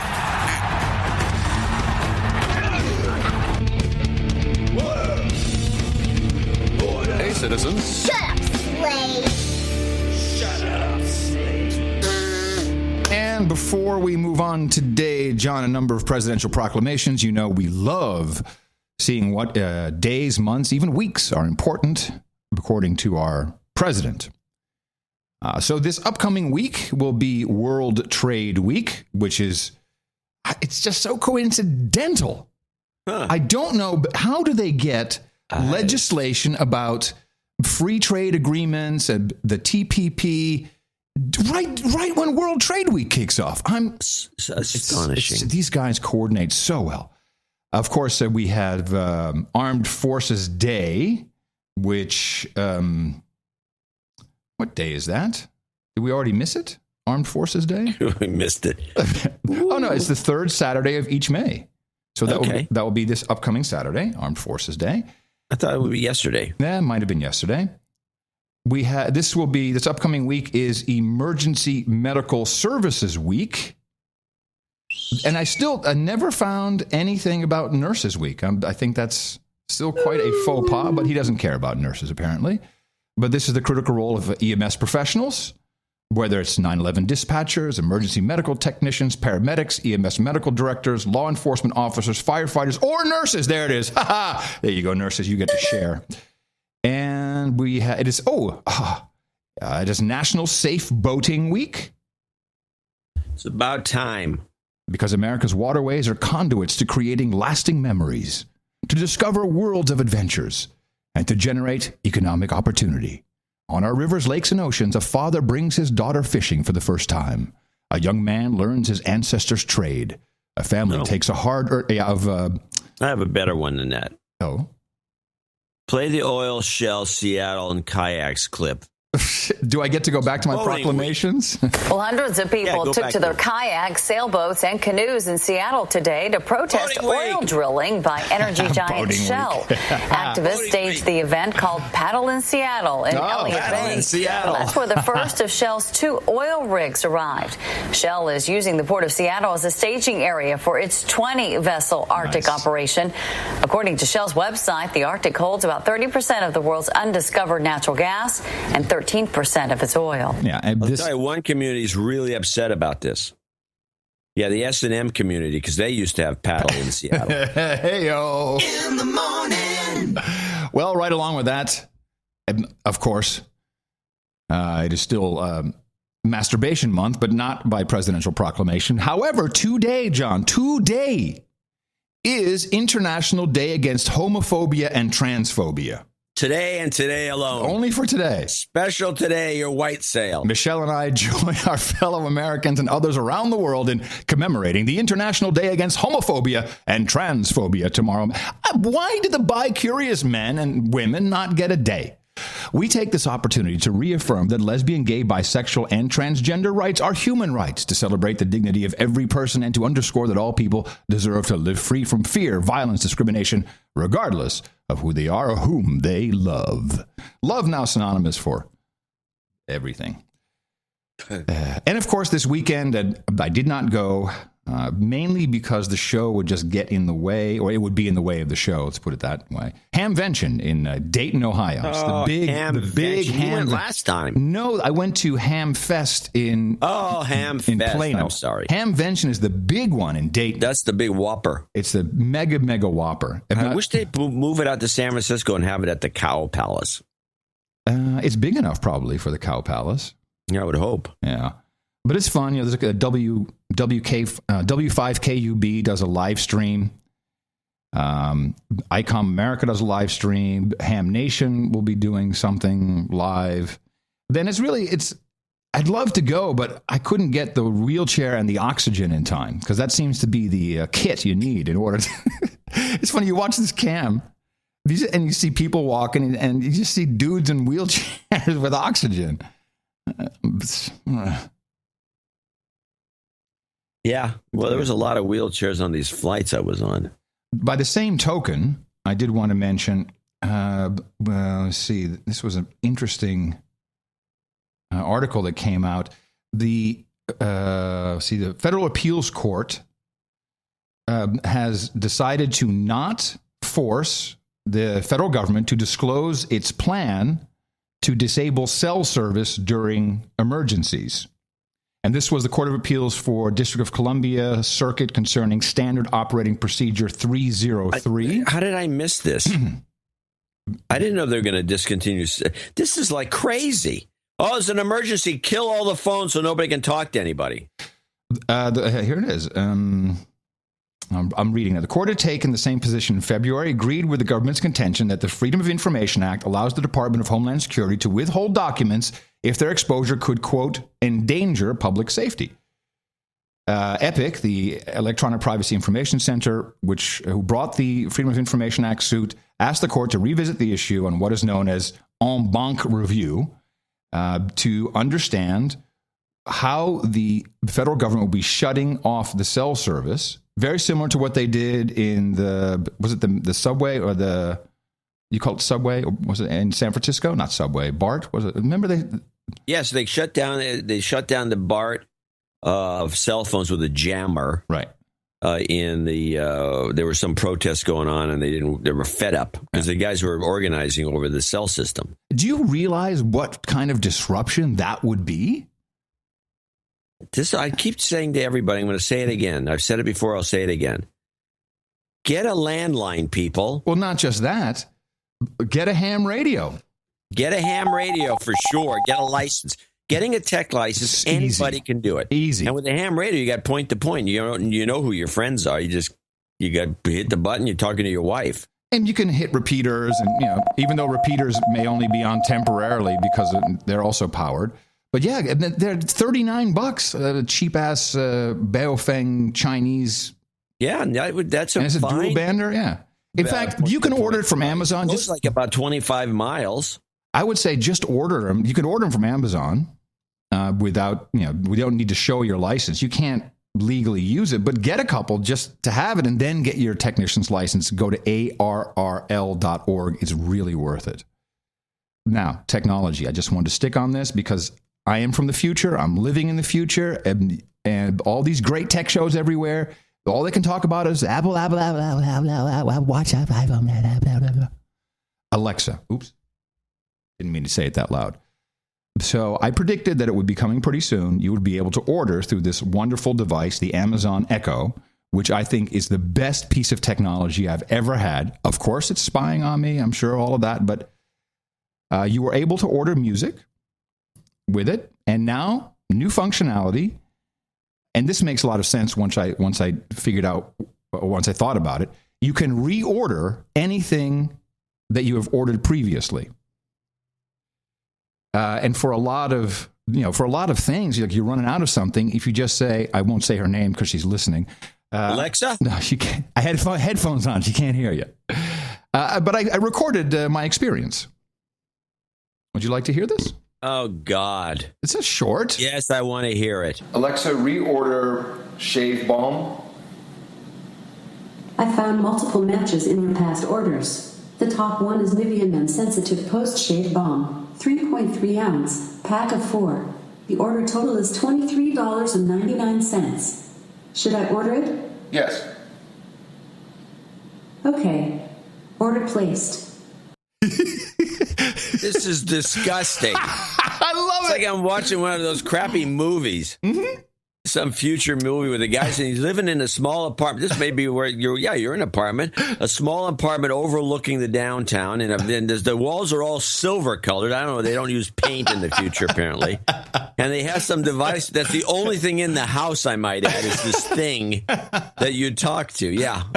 You are living in the future. I love it. Yeah, I'm bored or disgusted. It's the half of the wife that I don't need to have anymore. It's perfect. It's perfect. just leave that. A million ways we can go with that. Just leave that where it is, John. No need to get into it at all. Something fantastic happened, which I believe has been completely misdiagnosed, purposely probably. But I'd like to deconstruct what happened with George Stephanopoulos. Oh, this is good. Yeah, good. I'm glad you did that because I knew about it and followed it, but I didn't get any clips or anything. So I will play his apology, and that should explain most. Now I want to address some news you may have seen about me. Over the last several years, I've made substantial donations to dozens of charities, including the Clinton Global Foundation. Those donations were a matter of public record, but I should have made additional disclosures on air when we covered the foundation. And I now believe that directing personal donations to that foundation was a mistake. Even though I made them strictly to support work done to stop the spread of AIDS, help children, and protect the environment in poor countries, I should have gone the extra mile to avoid even the appearance of a conflict. I apologize to all of you for failing to do that. Okay. So he's not going to be fired. This is not like a Brian Williams thing, but it has been news of the day, and it popped big time on Politico, even though they were not the ones who discovered it. The was some other smaller outfit. I'll find it in a minute. And it was $75,000, $25,000 in 2011, 2012, and 2013. Now, George Stephanopoulos has always been a Clinton operative. We've seen him do this in interviews. We've seen him run the campaign for Bill Clinton. And this guy is so dedicated that what I believe happened, and Hillary Clinton has been silent for 3 weeks. Oh, she's not addressing the questions of the donations to the foundation. She's not addressing it. No, because she went, George, fall on the sword, George. So this guy comes out and boom, not a word left about foreign donors to the Clinton Foundation. It's all about Stephanopoulos. This guy he's so loyal that he decided to jump in and say, okay, take me. Hit me around for a bit. I think you're dead on. That's a perfect analysis. The Clintons will screw their friends, but I believe in this case, and they'll kill their friends. And maybe they said, hey, if you don't do it, we'll kill you. And that could be possible. But no one is saying... we had a clip about 3 years ago before Christopher Hitchens died. Yes. And they talked about Hitchens hated Clinton to such an extreme, and he said why. And he actually quoted Stephanopoulos, who told him that Bill Clinton, in particular, was a sociopath liar. And he went on and on about it. But even with that in mind, that Stephanopoulos was irked by Clinton's lying and straight-faced sociopathic personality. He stayed loyal, and he stayed specifically to Hillary. He's a big Hillary fan. It's kind of pathetic that this guy is. Well, of course, then again, ABC is all in. Yeah, they're all in. But I really was impressed. I was impressed at how they played it. Impressed that they got this out to. When you put I think Politico has so much importance in Washington D.C. And if they seem highly compromised, they don't make profit, by the way. So yeah, I was just, wow, the guy will do anything. He really. Do you remember when he was moderating the Republican candidate debates? That I remember that he threw something in, and we talked about it on the show. I couldn't find the clip. And it was something about, it was completely unrelated to anything at the time about, I think it was bringing in the abortion thing on the Republicans. It was something that was sketchy. Yeah. I remember that he did something that was underhanded. He was highly condemned for it, but he did it anyway. Yeah, I'm trying to. I looked and I could not find. I could not find the clip. But so he's always been an operative, and now he does this, and it's really. I just wonder what the next step will be. So this is going on, and now I think Lucifer would have to come out and say something about him to propagate it and keep it going, or maybe not at all. I mean, they're very smart. They're so smart. They know how to do this. I'm impressed. Very impressed with them. They're still sniping at the woman. We have lots of movement going on. After John F. Kerry went to see Putin, which was entirely underreported, no real information. Not on this show, we reported it. Yeah, thank you. Now, Noodleman. Vicki Nuland is going to visit Moscow for Ukraine talks. And this comes amongst... Whoa. Mm-hmm. What has she got to do with it? Is she running Ukraine? Yes. Hello? Oh, okay. Yes. Yeah. But yes. Let's review, because people often forget this. When the Maidan was starting up, actually it was even before the Maidan, we had Victoria Nuland, real name Noodleman, married to the Kagan clan.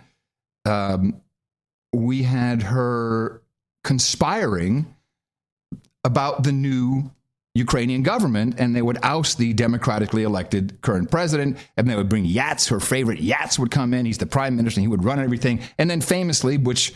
I mean, this should be in every retrospective show about the Ukrainian crisis. She said, "While I'm driving off laughing, this is what I'll say." Fuck the EU. Fuck the EU. Fuck the EU. Fuck the EU. And at the same time, we now have reports from Radio Free Europe, Radio Liberty. Now we know who they are. That's us.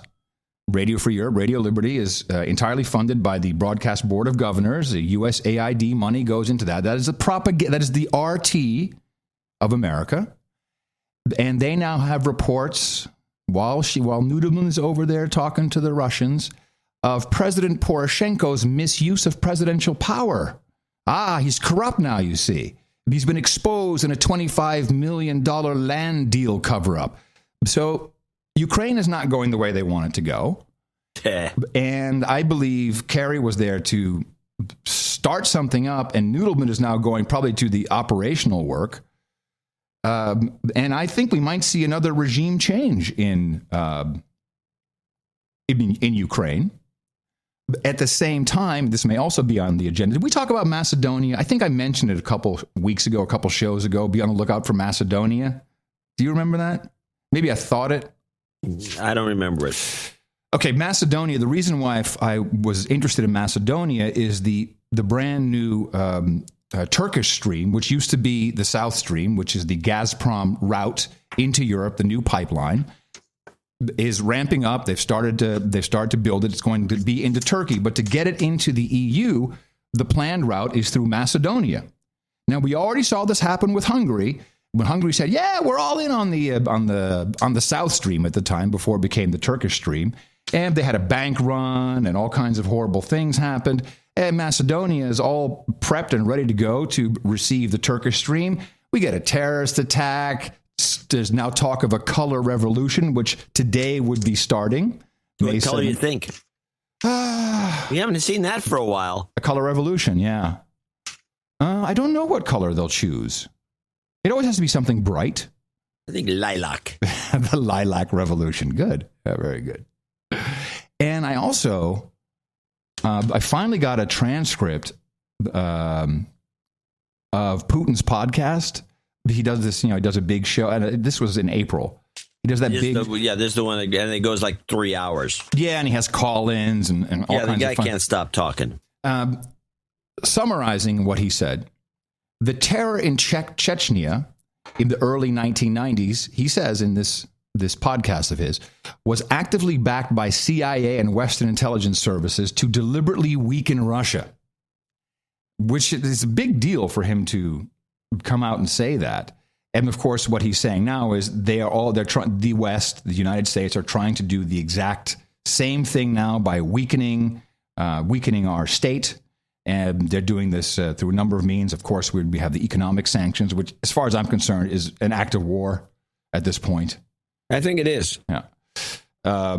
So that, of course, will not be reported or discussed at all. But more importantly, we discovered, we were looking at the map, and we saw all the U.S. warships in the Black Sea. And so I'm looking at this. And we have this coming up the end of this month and throughout June, NATO doing a series of exercises under the heading Allied Shield. And Allied Shield includes Exercise Noble Partner, which kicks off, I think, 11, it's already starting, 11 to 25th. This will also include the Republic of Georgia, where they will the exercise of bilateral effort focused on enhancing U.S. and Georgian NRF interoperability. NRF is the NATO response force. This is, if you're not really in NATO, but you want to be, you can have a NATO response force, which means you buy stuff from NATO members. And then along with that comes Trident Joust 15. And this will be another part of the NATO response force exercise. According to the Italian Army Lieutenant General Leonardo Di Marco, they will actually, for the first time, have NATO headquarters change of control. So they're really practicing or exercising a number of different ways of pretty much fighting Russia. And I wish, this is the one time I thought it would be nice if we had a little bit of video, but I will play you the audio. We had all of the NATO ambassadors or foreign ministers, I think they're called, in Turkey. And they had a big summit to talk about NRFs and the exercises. And just, what do you do with NATO? You talk about who's going to buy the weapons and where are we going to use them? And at the end of this thing, you have to see this. They're all on the stage, these foreign ministers, and the foreign, you don't recognize them, but because they kind of fly under the radar. They're drunk as skunks, and they're singing.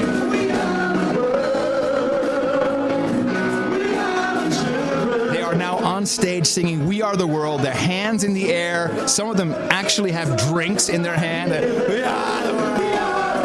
And they're singing "We Are the World."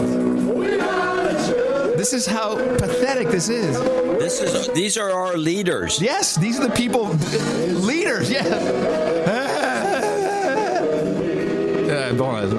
15 seconds. And now they're doing a conga line.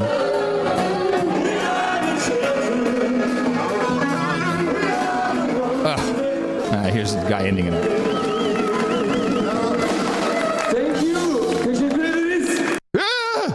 You have to see this video. It's in the show notes.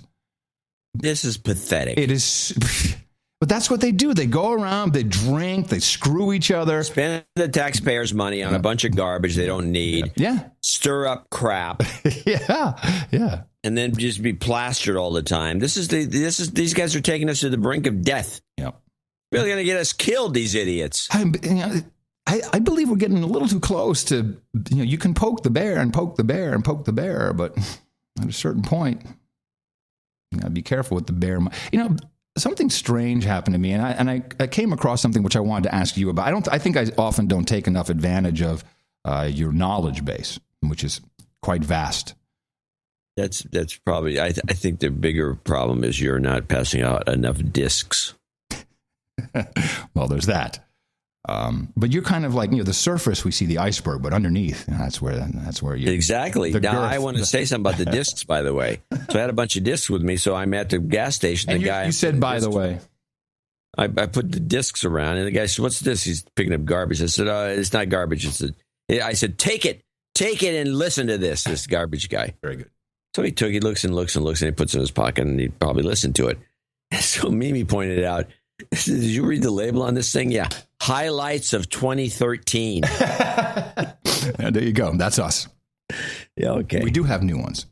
All right, back to the iceberg. Yeah, back to the iceberg. So I was reading an article about President Obama when he was teaching at Chicago Law School. And a former student of his was perturbed about something the president said, and this goes back to the Affordable Care Act, i.e. Obamacare. And the president had said that the Supreme Court, if they ruled against it, would be the unprecedented overruling of elected officials by unelected judges. I don't think we caught that when he said it at the time, but the student, who of course is now a lawyer, says, this is unconscionable because Marbury versus Madison proves that judicial review works within our system, and that is in fact one of the first documented cases of judicial review overruling the elected officials. So as I'm doing that, I'm kind of reading around, and of course I stumble on, because it was Marbury versus Madison, James Madison, the fourth president of the United States and the fifth Secretary of State. And it was because of the path that he took, being Secretary of State first before he became president, that I was looking around. And I really got lost in this history lesson. And I want to say that we spend so much time in today's culture talking about science fiction and future and so little on history. Apple Watch. Hail Apple. So I wanted to see if there was a comparison between how James Madison became, he was a congressman first, not a senator, unlike Hillary. And while I'm doing this, I bump into the War of 1812, which, now I didn't attend school in the United States, well, third grade, but then, of course, it was in Europe. They weren't talking about that in the third grade. And I did not know about the War of 1812. Are you familiar with the War of 1812? Everybody is. Really? Or should be. Can you explain? Well, shall I tell you what I found? You want to tell me? The Canadians, we attacked Canada. Yeah. We decided that, and by the way, this war is still irksome in a lot of different ways, and I'll explain that. But we decided that, Canada, unlike us, because we're superior, has never really left the British Empire. So let's free them. And so we decide to attack Canada. And they just said, what is this? What are you idiots trying to do? They attack us back and they burn down the White House. Right. And we surrendered. There's a little more to it. There's a little more to it. That's the essence. The essence. And at the end of the day, yeah. So you can say that I say it, at the end of the day, when all was said and done, the Canadians to this day carp on this. You assholes, we didn't want, you're getting into our business and we showed you, and you lost that one, didn't you, and this sort of thing, and this never ends. But the joke on the Canadians, the real joke on the Canadians is, while they do that, we go, huh? What are you talking about? Yeah. Well, what are you talking about? I don't know what? There's a piece to it that I didn't realize. And the piece that was missing, well, first of all, the way, and I've read several different accounts, but I'll say right up front, Wikipedia is where I got a lot of it from. So Book of Knowledge, take that for what it's worth.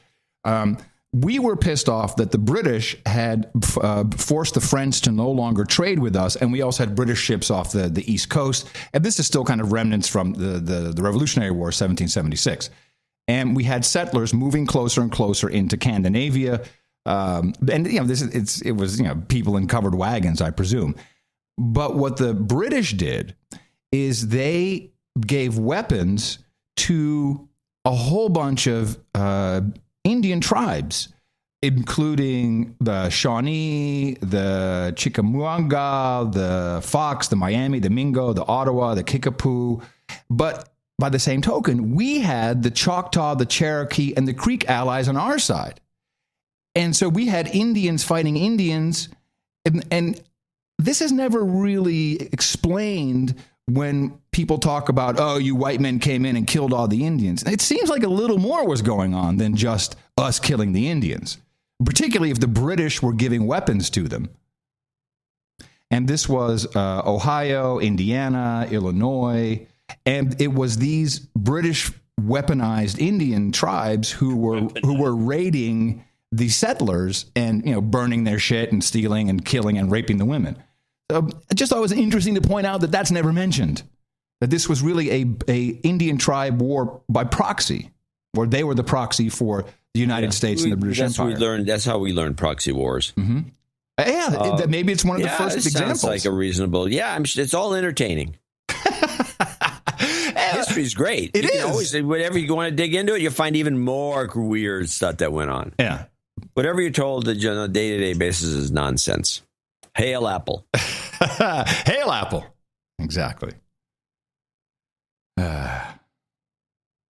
Well, good. I'm glad you got distracted by that. It was not. I think it was. I learned something. I learned about the War of 1812 and that it was a little more than just what you said, which it would be the popular explanation. But the Indian tribe thing was new to me. Well, believe me, the 1812 explanation I gave is new to most people. Yeah, that's the sad thing. The millennials. That's the sad thing. All right, so I've got a little side thing here. All right. Go off the track. By the way, I'm glad we beat them, the Canadians. Now you have tried to get voiceover work. Yeah, many, many times. Yeah. Now you can kind of spot a gay voice. Yeah, gay. Yeah, it doesn't mean the person who's speaking is gay, but yeah. Yeah, but it's a gay voice. It's a lispy, affected style of voice. Now, would you think that you would take a kind of a gay-looking guy who's doing a gay voice, or if you want to go to that, this is stuff that won't be discussed on any sort of mainstream media show. Probably because it involves an advertiser. And it does involve an advertiser. In this case, McDonald's. And I was listening to this guy. And actually, when you see him, you don't hear the gayness of his voice so much as when you hear him talk.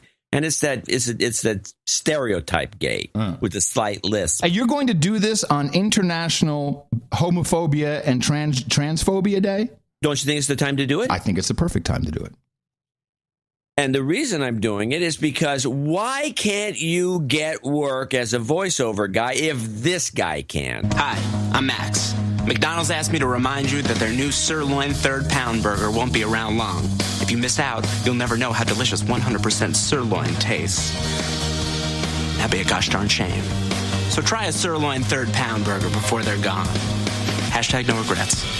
Hashtag sirloin. 100% North American sirloin. 100% limited. Try all 3 sirloin third-pound burgers at McDonald's. Enjoy this lovin' while it lasts. I don't think it sounded that gay.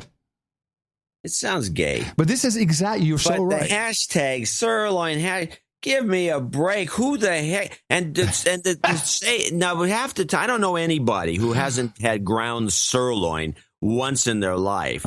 It's just hamburger. Yeah. Yeah. Yeah. Yeah. It's hamburger. Yeah, it's hamburger, yeah. Huh? It's ground sirloin. It's a different part of the animal than most of the hamburgers are just a mix of everything. Doubtful it's all sirloin, but okay. That would be a pretty expensive burger. What would be? Yeah. I did. No, it's expensive. Sirloin is not an expensive cut. The fillet is an expensive cut. And there's the sirloin is just plain sirloin can be cheap. But back to the gay. You're just angry that I can't get work and the gay guy can. Is that what you're saying? He has a lisp. I don't care whether he's gay or not. He could be straight as an arrow, but he has a lisp. Yeah.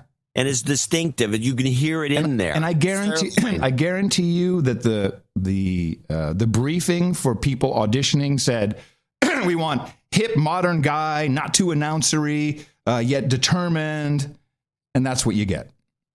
I did one though. I did a voiceover. I was asked, not paid for. I did a public service announcement, which will run in. Oh, do you have it? I have I don't have the produced. I have my voiceover, not the produced spot. You want to hear it?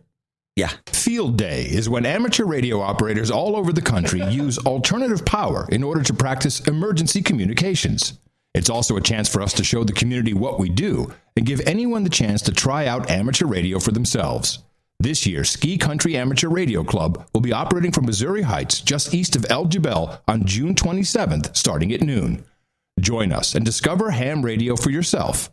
Visit k0rv.wordpress.com for directions and more information. Doesn't that make you want to become a ham radio operator right there? That's a natural voice. Yeah. Do you have the script around you? What, the script that I just read? Yeah. No. Oh, why? You want to read it? No, I want you to read it again. No, we have other things. A little lisp. We have other things to do. Just a little bit. Just not a big one. Just a little bit. We have other things to do. As predicted. You're like, you know what? You're no fun. Well. All right, go on. We have things to do. We're 8 years in, and you finally figured it out. You're no fun. I'm no fun. Sarnath. Dzhokhar Sarnath. Yeah. Sentenced to death. You got this, yeah. Good. Now, this is the only... I think this is a screw-up. No, I disagree. This is exactly what was meant to happen. Well, he's not going to get executed. No, he's not. Here is an analysis from a lawyer, I think on CNBC, which is right in line with what we were talking about. As you recall, his attorney, whose entire career is based on getting people off death row, and the way you do that is not... They dropped the ball on the actual case. No. Listen, this is a legal analysis. He could deny the act, in which case not only was there overwhelming evidence of guilt, but a jury would see that he was clearly unremorseful and, was trying to deny responsibility for which punishment would have been certain. At least this way, she's going for mitigation right from the beginning, saying, okay, we're not contesting that he did the act, but you have to understand the context in which this occurred and what was going through his mind at the time. Realistically, we could be talking about 10 years. And I think that was part of Judy Clark's, argument is that at least if you put this guy at Supermax for the rest of his life, punishment is certain.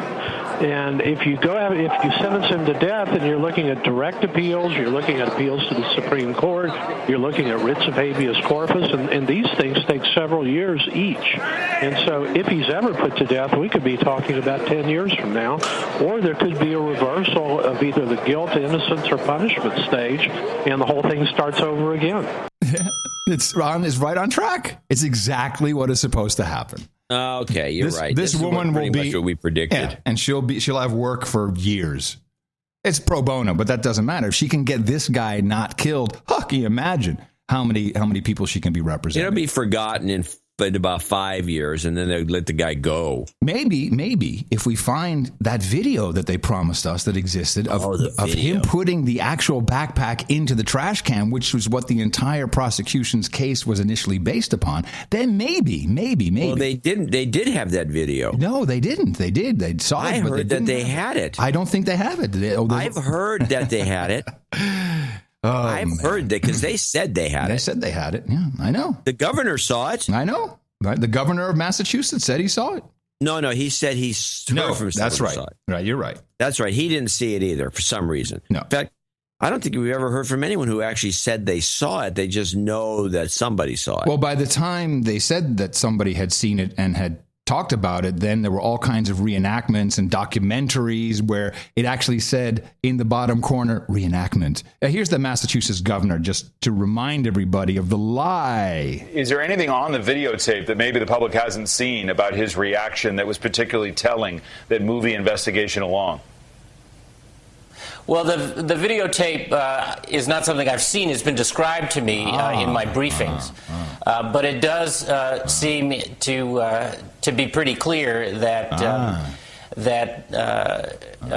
this suspect took the backpack off, put it down, did not react when the first explosion went off, and then moved away from the backpack in time for the second explosion. So pretty clear about his involvement, and pretty chilling, frankly. Chilling, as it was described. Chilling, but chilling. How come he didn't ask to see it? Because it's national security. Well, no, they could tell him about it. They told him about it. They described it to him.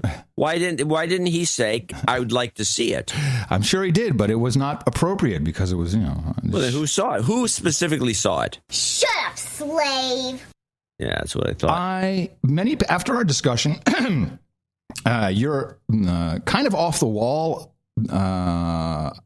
Won't even say it's a theory, but you said maybe this train derailment was related to the 30th anniversary of the MOVE bombing, which I had not heard of. None of my peers had heard of it, but I did receive a number of recommendations to watch the documentary Let the Fire Burn. Yeah, it's a new documentary on the move. It came out in 2013. That's relatively new. And I watched it. 30-year-old event. It's really outstanding to watch. I haven't seen the documentary. I've heard good things about it. Yeah, and Move is still active. They have onamove.com where they still are trying to obtain the release of Move members who at the time were convicted and thrown in jail for 30 to 100 years, some of them. But I just wanted to say that it's something you should take a look at. It's really. I hope our movie gets put on their list. It's creepy. It's totally creepy. It's just, and what it said to me, because there's quite a bit of background about what the Move organization was, which they called it an organization, and the authorities called it a cult. But they really were just about growing their own food and not giving kids technical gadgets to play with, and yeah, it was somewhere. It's like black. They call it. Some locals call it the Black Amish. Yeah, in a way. Yeah, they apparently made a fuss wherever they were too, which is annoying to the neighbors. Yeah, they had a big loudspeaker, and they would say they would have expletives shooting out of the loudspeaker when cops would be Tourette's. I'm going to start a new movement, the Tourette's organization. Fuck you, pigs! Yeah, I can't wait. But just a tip, very, very, and sure, it's like an hour and 20 minutes, maybe even less. It's great documentary. It's on Netflix. Well worth the price of admission. Netflix has a lot of good documentaries. That's their main business. I think that's wise. People love documentaries when they start getting into them. Yeah, and you get recommendations of other documentaries. Yeah, it's good. I agree. It's really good. So Hollande, our buddy in France, president, apparently he decided to take a run. I saw this, yeah. So first he goes to Cuba, and then he puts his foot in it in Haiti and gets himself into trouble. But in Cuba, I thought was interesting. I don't have much on that, but he's warming up. He's shaking hands with Fidel and his brother, Raul. And these guys, we've opened the door here. Everyone's going to flock into Cuba. This is a time to invest in this place if you can. Yeah. The Canadians have been doing it for years. Right. And they're the ones that are going to be the big winners when all is said and done. But time to send some Indians their way. Time to but play what's going on with Hollande and this. This is just a funny clip. This is the Hollande slavery in Haiti, Cuba. The background of this is that, and we have talked about this, and I'm a big Haiti fan. It's kind of covered in here. France. The French President Francois Hollande, in fact, becoming the first French president ever to visit Cuba as part of his tour to the Caribbean. Now, his aim to get in early as the defrosting of relations between the US and Cuba continues. Whilst there, he met Raul and Fidel Castro. Business deals very much to the fore. After his visit to Cuba, he continued with a visit to Haiti. François Hollande's fall on the red carpet wasn't his biggest faux pas in the Caribbean islands. Inaugurating the world's biggest slavery memorial on the French island of Guadeloupe. He fell on his ass, by the way. Oh, no. Face palm? Or face plant or ass? I don't think he hit his face, but he fell off. He was walking up this red carpet and slipped and just fell right down. Oh, is there video? Yeah. I'll look for this video. Cool. Guadeloupe, the French president made controversial statements about the debt his country owes Haiti. Right. Quand je viendrai en Haïti, I will settle our debt when I go to Haiti. Que nous avons. The crowd applauded, but minutes later, the French presidential palace issued a rectifying statement. It said Hollande was not referring to money France owed Haiti, but to a moral debt due to slavery. Yeah, he put his foot in that one. I think Hollande was unfamiliar with the history. Probably. And so he said this stupid thing, and now the part 2 explains it in greater detail. But it's hilarious because now it's opened up a huge can of worms they can't get out of. In 1804, slaves in Haiti defeated Napoleon's soldiers and expelled French slave owners. 20 years later, France said it would recognize Haiti as an independent country, but only if it reimburses slave owners of their lost properties. In the 1825 French decree, King Charles X recognizes Haiti's independence if it paid 150 million gold francs.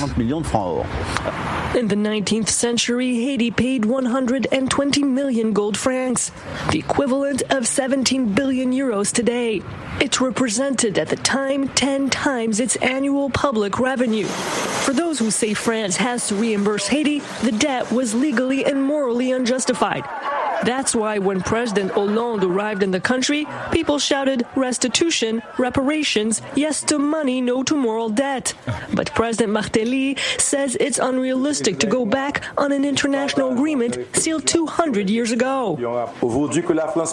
If France helps us to offer education to almost all Haitians, it would be worth more than any figure. An opinion President Hollande shares. He's offering a 50 million euro program for education, saying, On peut pas changer l'histoire. On peut changer l'avenir. What exactly 50 is million, not 17 billion. Yeah, big difference. Yeah. What is the definition of moral debt? What does that even mean? Moral debt? Yeah. I don't know. I'm not really sure. I think you can probably extrapolate what it might mean. I have a video. He doesn't. He's walking up the steps to the podium and he slips and he falls forward. I like that when it happens. I always like it.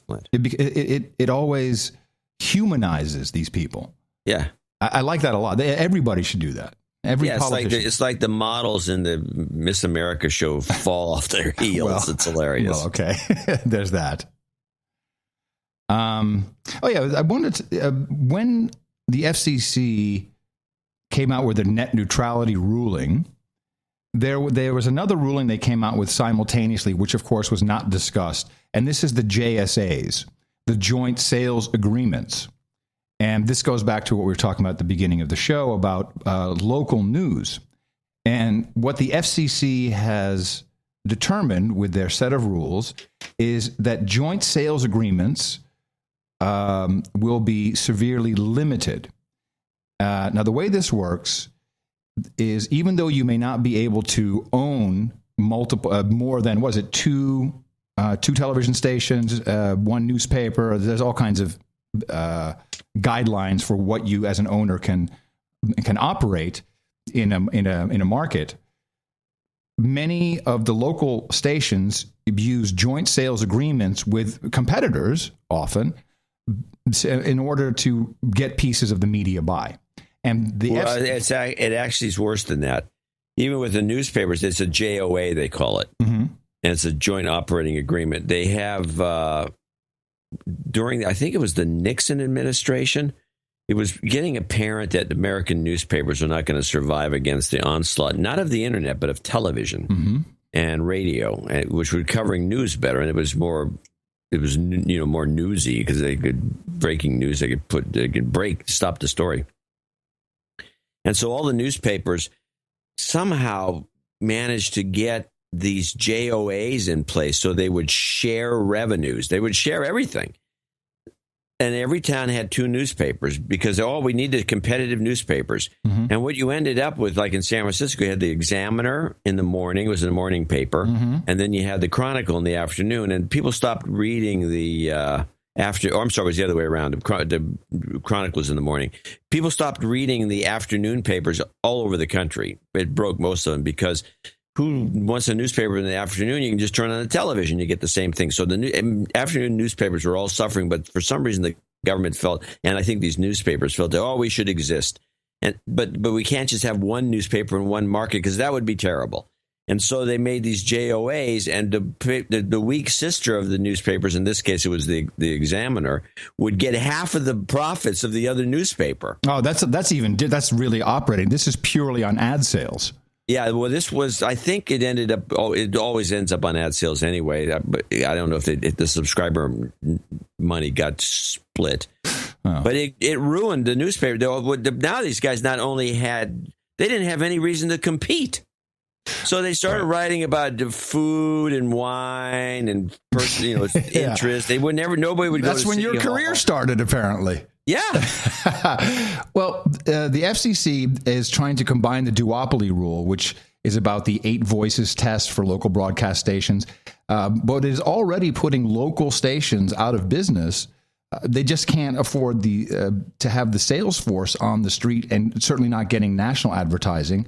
And if you look at the makeup of, obviously, just look at the FCC in general and who's steering the ship, this to me is a very blatant attempt to screw all local news reporting into oblivion, just get it out of there, and have it all revert to cable news or networks, I guess. And this is, it's interesting.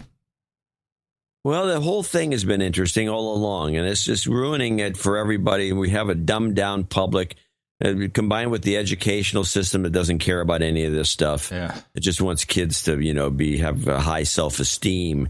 So the whole thing's a wreck. And we want to have kids eating bugs. Eating bugs and saying Heil Apple. Here is the latest in kind of reverse psychology move. You're looking at a picture of bugs in the broccoli of a student who almost ate them at Caney Creek High School in Conroe. It was kind of strange and gross that we had actually seen it and that it had happened to us. Fallon Evans says she was sitting next to her friend at lunch in the cafeteria at Caney Creek Monday. Just as the friend was about to take a bite of the broccoli, they noticed the bugs. The family says they were told the insects were aphids. And there's no way. What is that, aphids? What is that? Aphids are these little white bugs. They're very small. They fly around and they kind of sap the strength because they exist in the billions and they sap the strength. But they're small. They're small. Very small. Were aphids. And there's no way they could have missed picking up a handful of broccoli like they do with their gloves on and not seeing these ginormous bugs. Oh, my favorite word. A ginormous bug is not an aphid. Just ginormous bugs, I tell you. In an email to parents, school administrators said they were notified this morning of complaints regarding food in the cafeteria.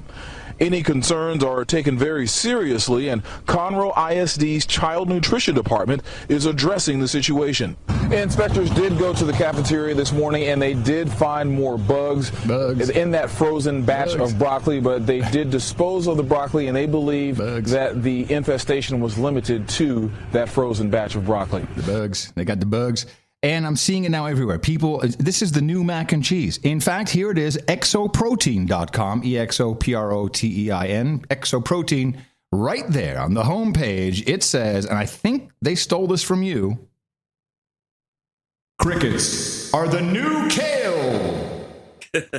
That's right. Crickets are the new kale, everybody. Wow. I love bugs.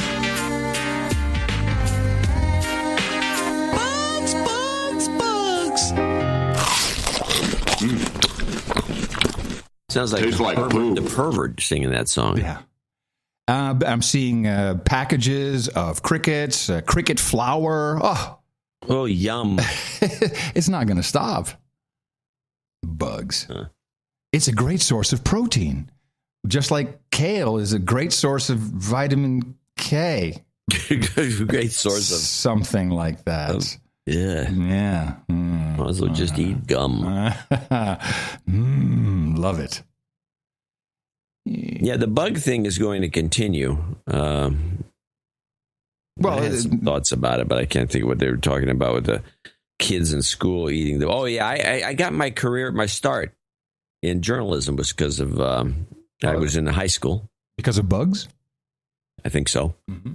And we're doing, and I got to be one of the editors of or I guess I was the investigative reporter for the newspaper, kids' newspaper. If you were just guessing you were that, you might not have been the investigator. I don't remember what I was. Okay. Because everyone just kind of did what you did. Yeah. But I was the guy who was going to make the paper get better circ. Right. So I found they used to make sandwiches in the cafeteria, and they would put the sandwich in some device and it would seal it. Uh-huh. So it was like a little electrical thing, and it would seal in some plastic. And in one of the sandwiches, there was a fly just sealed right there at the top of the sandwich. And so we took photos of this fly, and we ran a big front page headline on the newspaper. Fly in the sandwich and cafeteria sandwich, and we hit with the big photo right in the front page and the arrow of the flag. And they shut the paper down because of this and scolded us. Really? Then they let us resume publication like a couple weeks later. Oh, and what school was this? This was Newark High School, which has since been moved. It's not even the same place anymore. But, it was a big scandal. Well, we're not eating bugs yet, but we're not far off. I'm going to show my support by donating to No Agenda. Imagine all the people who could do that. Oh, yeah, that'd be fab. Yeah, on No Agenda in the morning. We have a few people to thank for show 722, starting with Zachary Gilbrecht in Cordova, Tennessee. 12345, one of my favorite donations. Anything that goes like that would be a favorite of mine. No, of course. Brian Ferguson, Foothill Ranch, California, $100. Thomas Gaskin, parts unknown, $100. Peter McConnell, Stockholm, New Jersey, $100. By the way, if anyone sent a check in, I have not picked checks up for a while because I was not around. Peter McConnell in Stockholm, New Jersey. He's actually not in Stockholm, New Jersey. If you read his little note, he says, in China. Greetings from Suzhou, China. Nice. I would be remiss if I did not thank producer Stephen McConnell for the Fletcher donation to the podcast and the ensuing McConnell shout, which is funny. You got the freebie. I'm honest and humbled to share the surname with such a stalwart supporter of the show. Oh, that's so nice. My wife's green card. He says, my wife's green card application has been effectively stalled because of the State Department's unusable website. Oh, yeah. We cannot literally pay the remaining fee and therefore cannot continue the process. I think we might be stuck in China forever. So D.H. Slammer, $100. Arthur Thompson from San Jose, California, $100. Wayne Lacombe in Sunnybank Hills, Queensland, Australia, $100.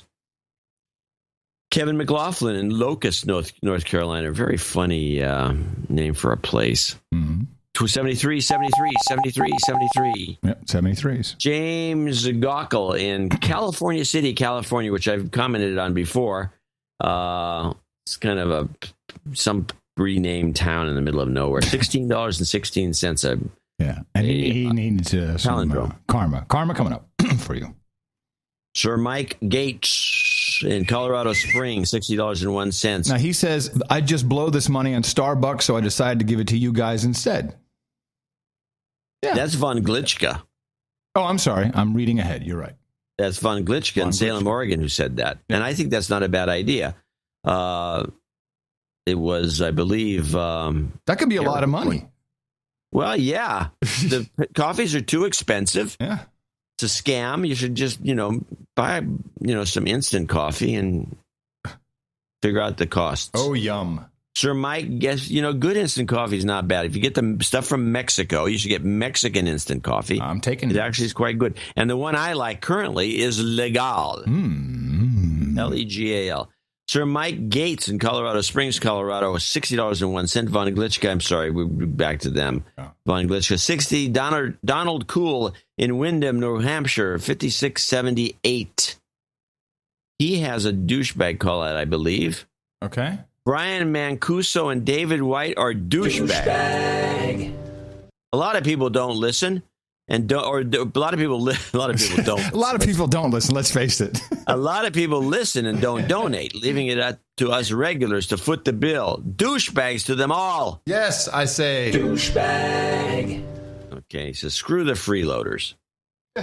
Mark Magpeo in Cerritos, California, double nickels on the dime. Scott Walderher in Madison, Wisconsin. I think he's a knight. 5510. Patrick Coble in Fairview, Tennessee. Sir Patrick Coble to you. 5510. Been on flying around for about a month. With his Ducati.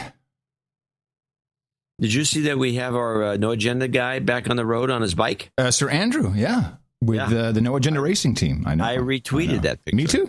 Me too. We are the only podcast with a racing team. This is true. We may be the only alternative news source with a racing team. I believe this is absolutely the case. Jared Glidewell from Muncie, Pennsylvania. Do we have hot babes in the pits? I don't know. I haven't seen one. You should go to a race maybe and find out. He's got a birthday call out.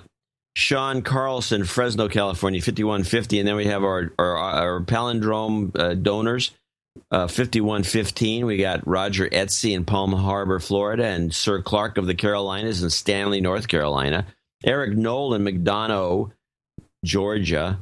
Eric Brunn in West St. Paul, Minnesota. Nuts. Norman Pearson in Macon, Georgia. I've been to Macon, Georgia. It's a very fascinating place. It's kind of like an old-fashioned place.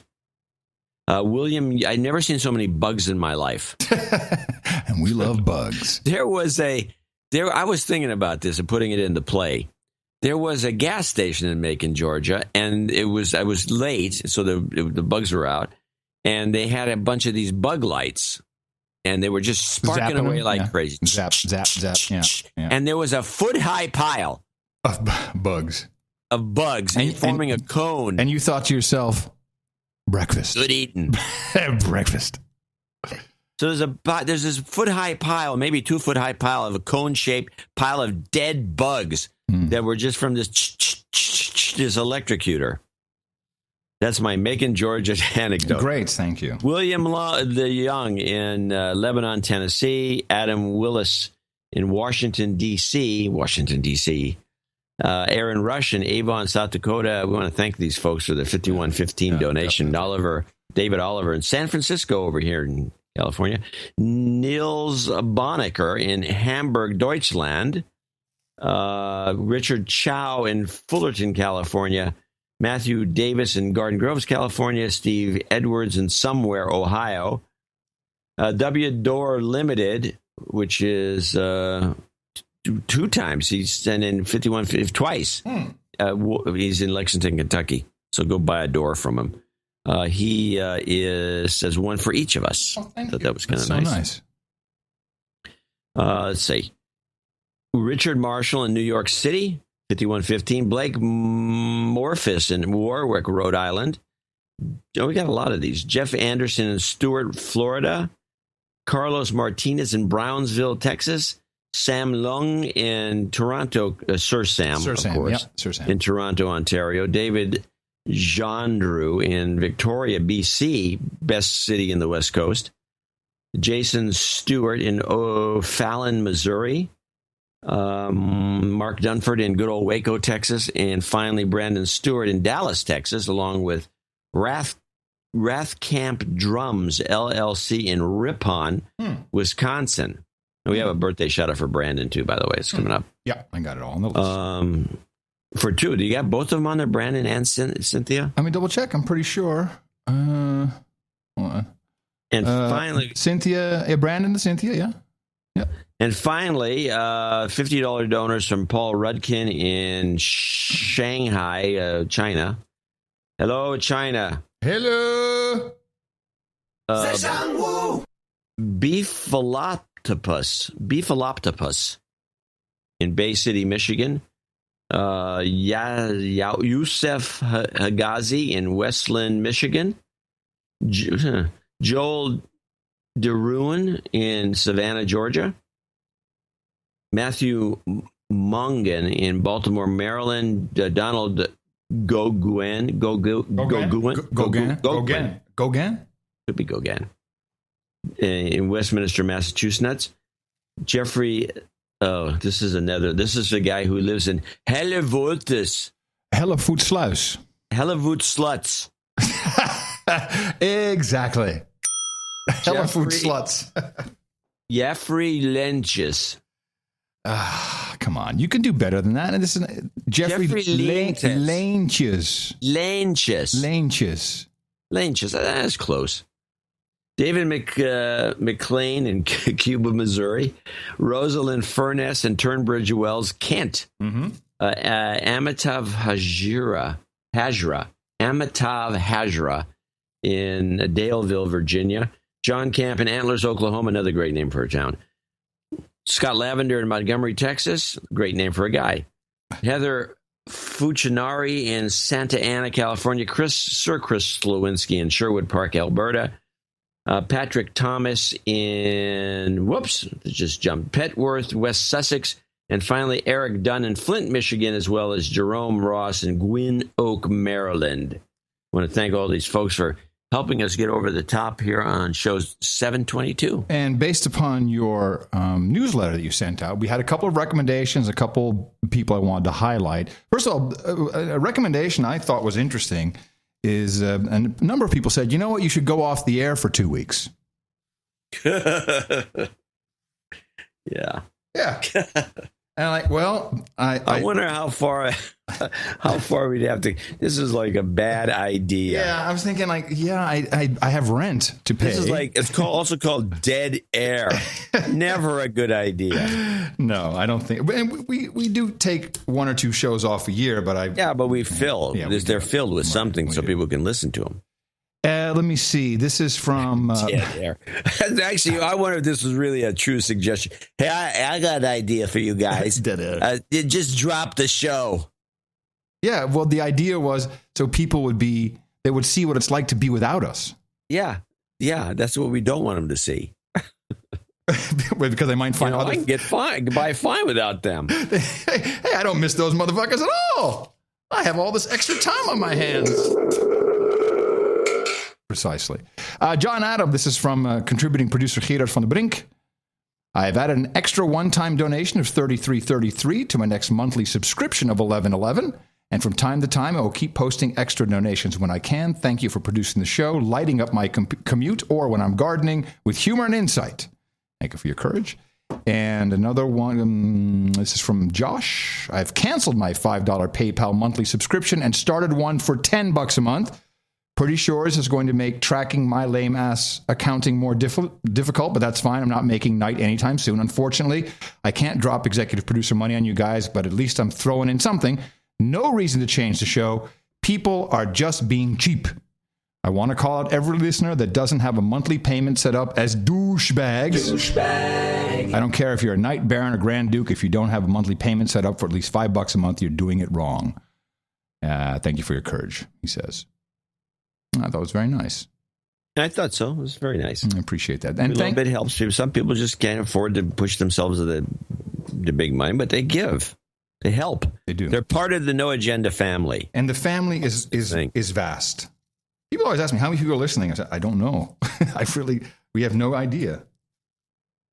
You can tell how many people were in the chat room. That's about it. That's it. And how many people open the newsletter. But yeah, you can do that too. Unless we have some severe system of logging in, there's no way you can track who's listening or not. And quite honestly, it doesn't really matter as long as we... there's something to start a technology. This is a business we should get some of our techies, some of our dudes named Ben.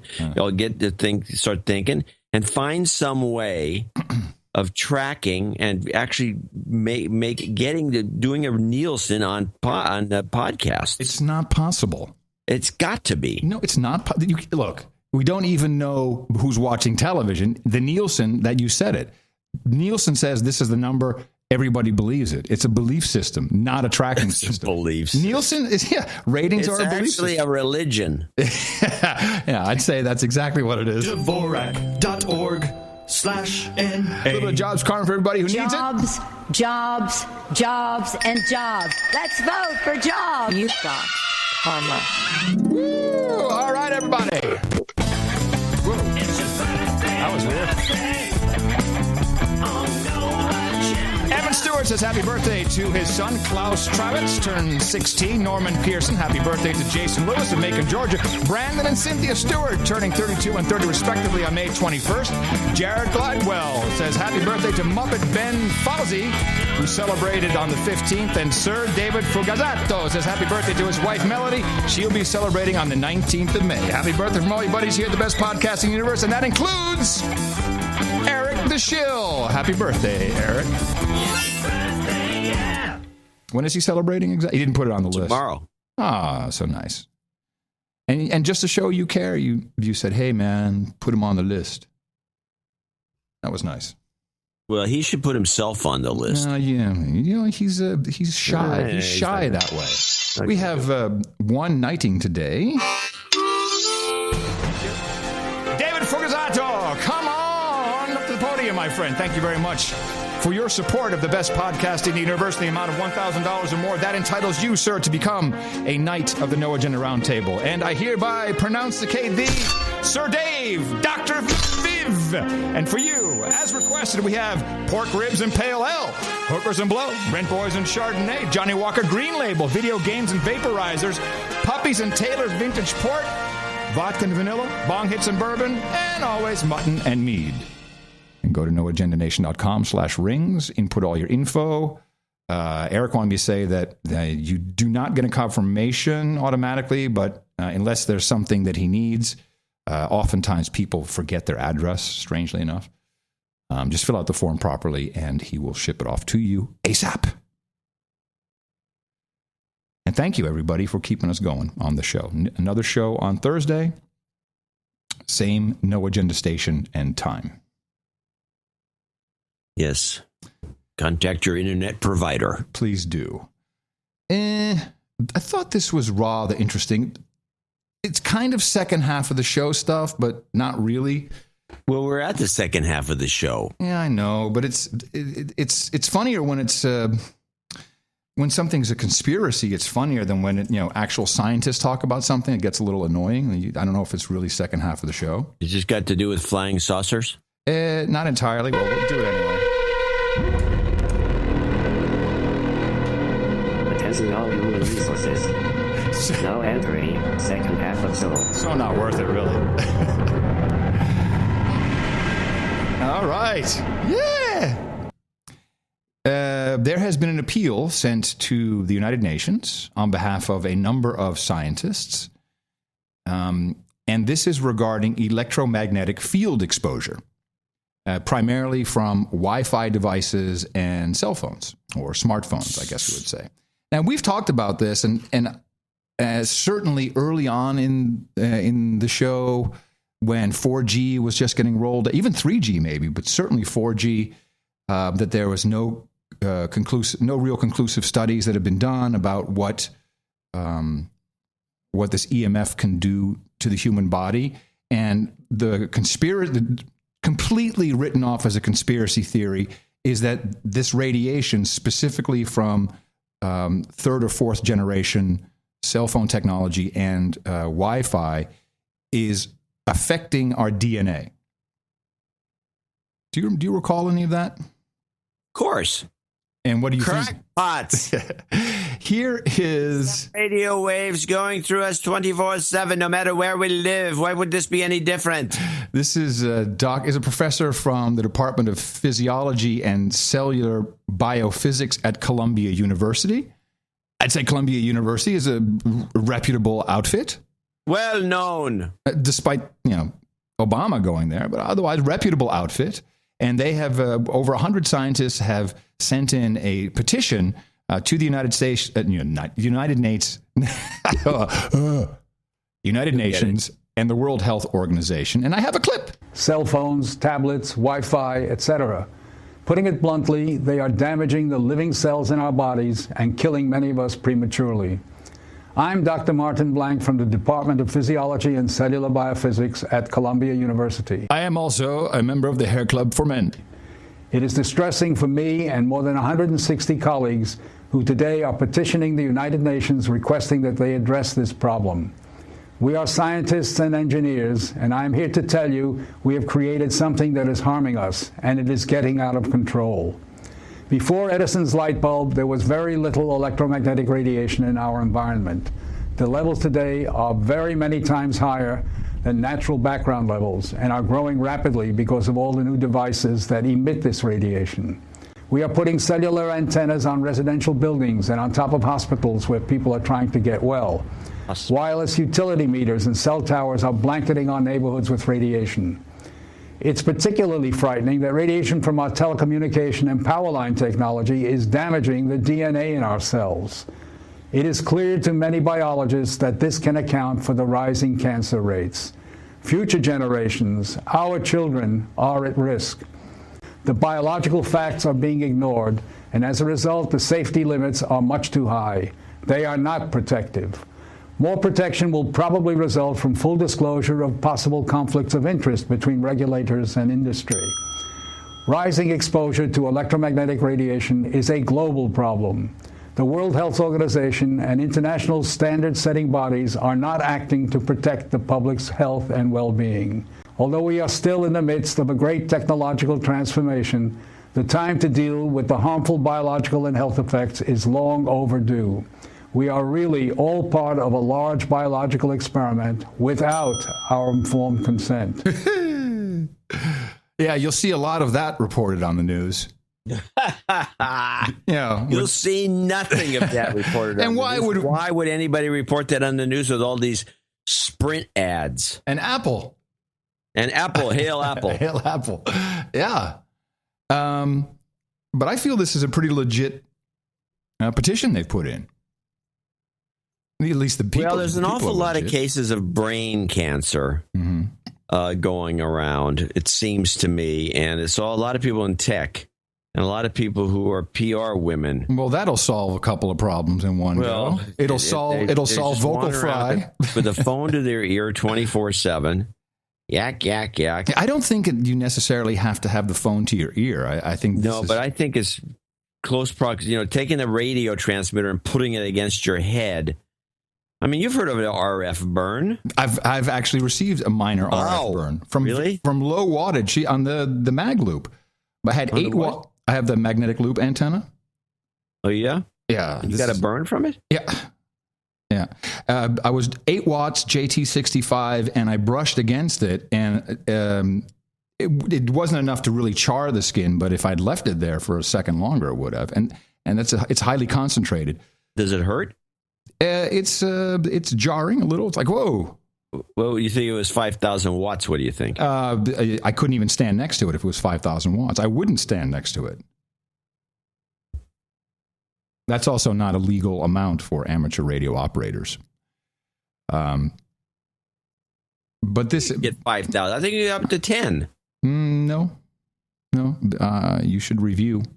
No, I need to review. Yes, I know, so I can get my general. Yes, I am a general, and max wattage. Yeah, you're a general. I believe 1 kilowatt, but there are instances where 2.5 kilowatts are possible. But it depends on the band.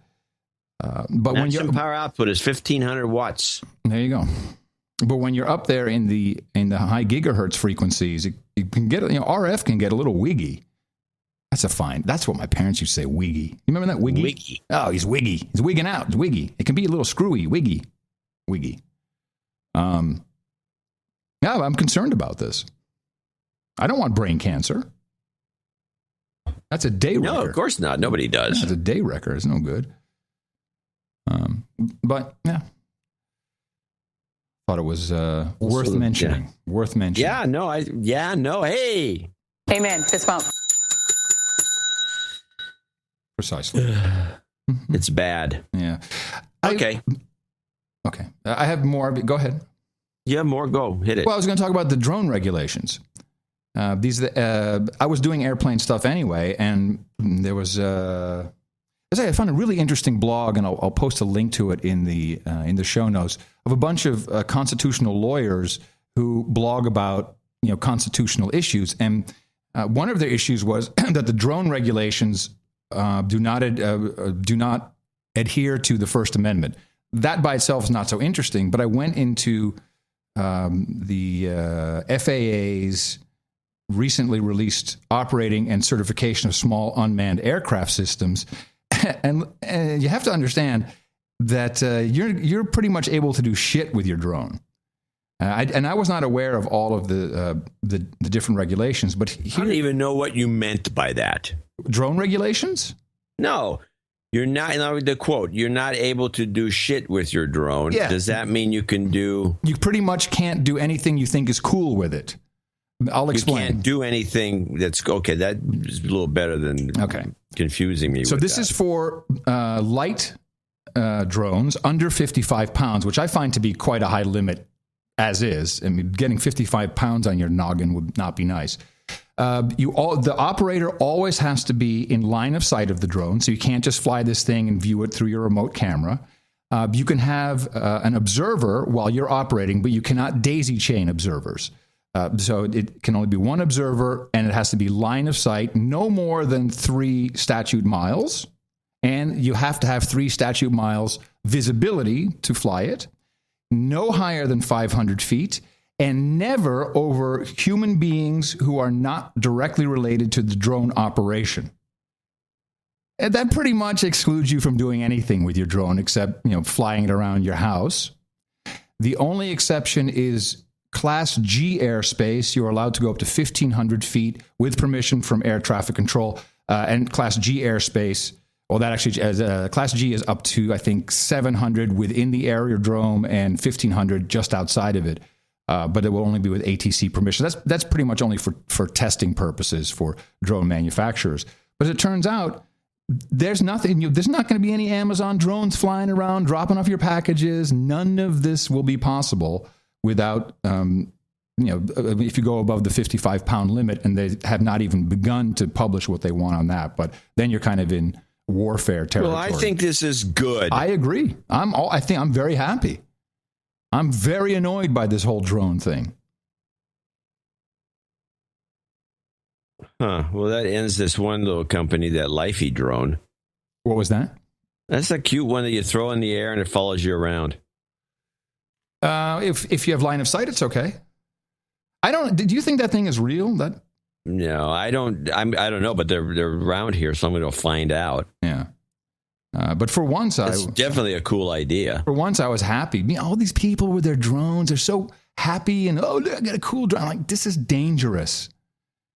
This is dangerous. No, it is dangerous. If you ever fly one of the little ones around your house, you realize how dangerous it is. Well, we both received one, and that's pretty much the only drone I've ever flown. Well, that's the one that is. It's pretty much a high-end drone in a small package. Yes. So just thought my son knows how to calibrate them, so he got the thing working. You got to calibrate it before you try to drive it very far. Let's see. What else you got, Johnny boy? Well, I got a couple of things. There's a bunch of... I was thinking about this. All the so-called refugee or... No, they're not refugees. They're tourists. You mean the ones coming from Africa? Yeah, they're tourists. They've finally gotten to the point where they're calling them refugees because the EU wants to take action. And one of the things they want to do is they got all these guys coming over, and they're being taken mostly by about 4 countries, and they're jumping around, going from place to place, and nobody wants them. All these refugees from North Africa and Libya and places like that.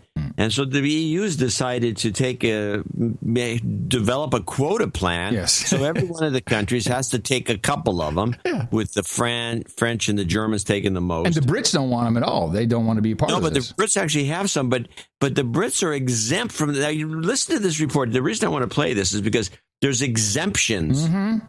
And why are these countries exempt when the other countries have to, like Poland, has to take these refugees? Play this. Meanwhile, in Europe, the controversy over migration continues. That's right, and a lot of papers are focusing on a blueprint that was put forward by the European Commission for the EU to deal with the migration crisis, and it includes a very controversial plan for national quotas. You can see Le Figaro, the French paper here, calling it an explosive proposal. The EU wants to share the burden of processing asylum claims. Currently, Italy and Greece are really bearing the brunt of the migrant surge, and they're struggling to cope. So the Commission essentially wants other EU countries to pull their weight by accepting these quotas of refugees. The plan is to bring 200,000 refugees to Europe in the next 2 years. Now, Libération, other French paper, also focusing on this quota system, solidarity by quotas. But what would it actually mean? The quotas would take into consideration the population, wealth, and unemployment rate in each EU country. So according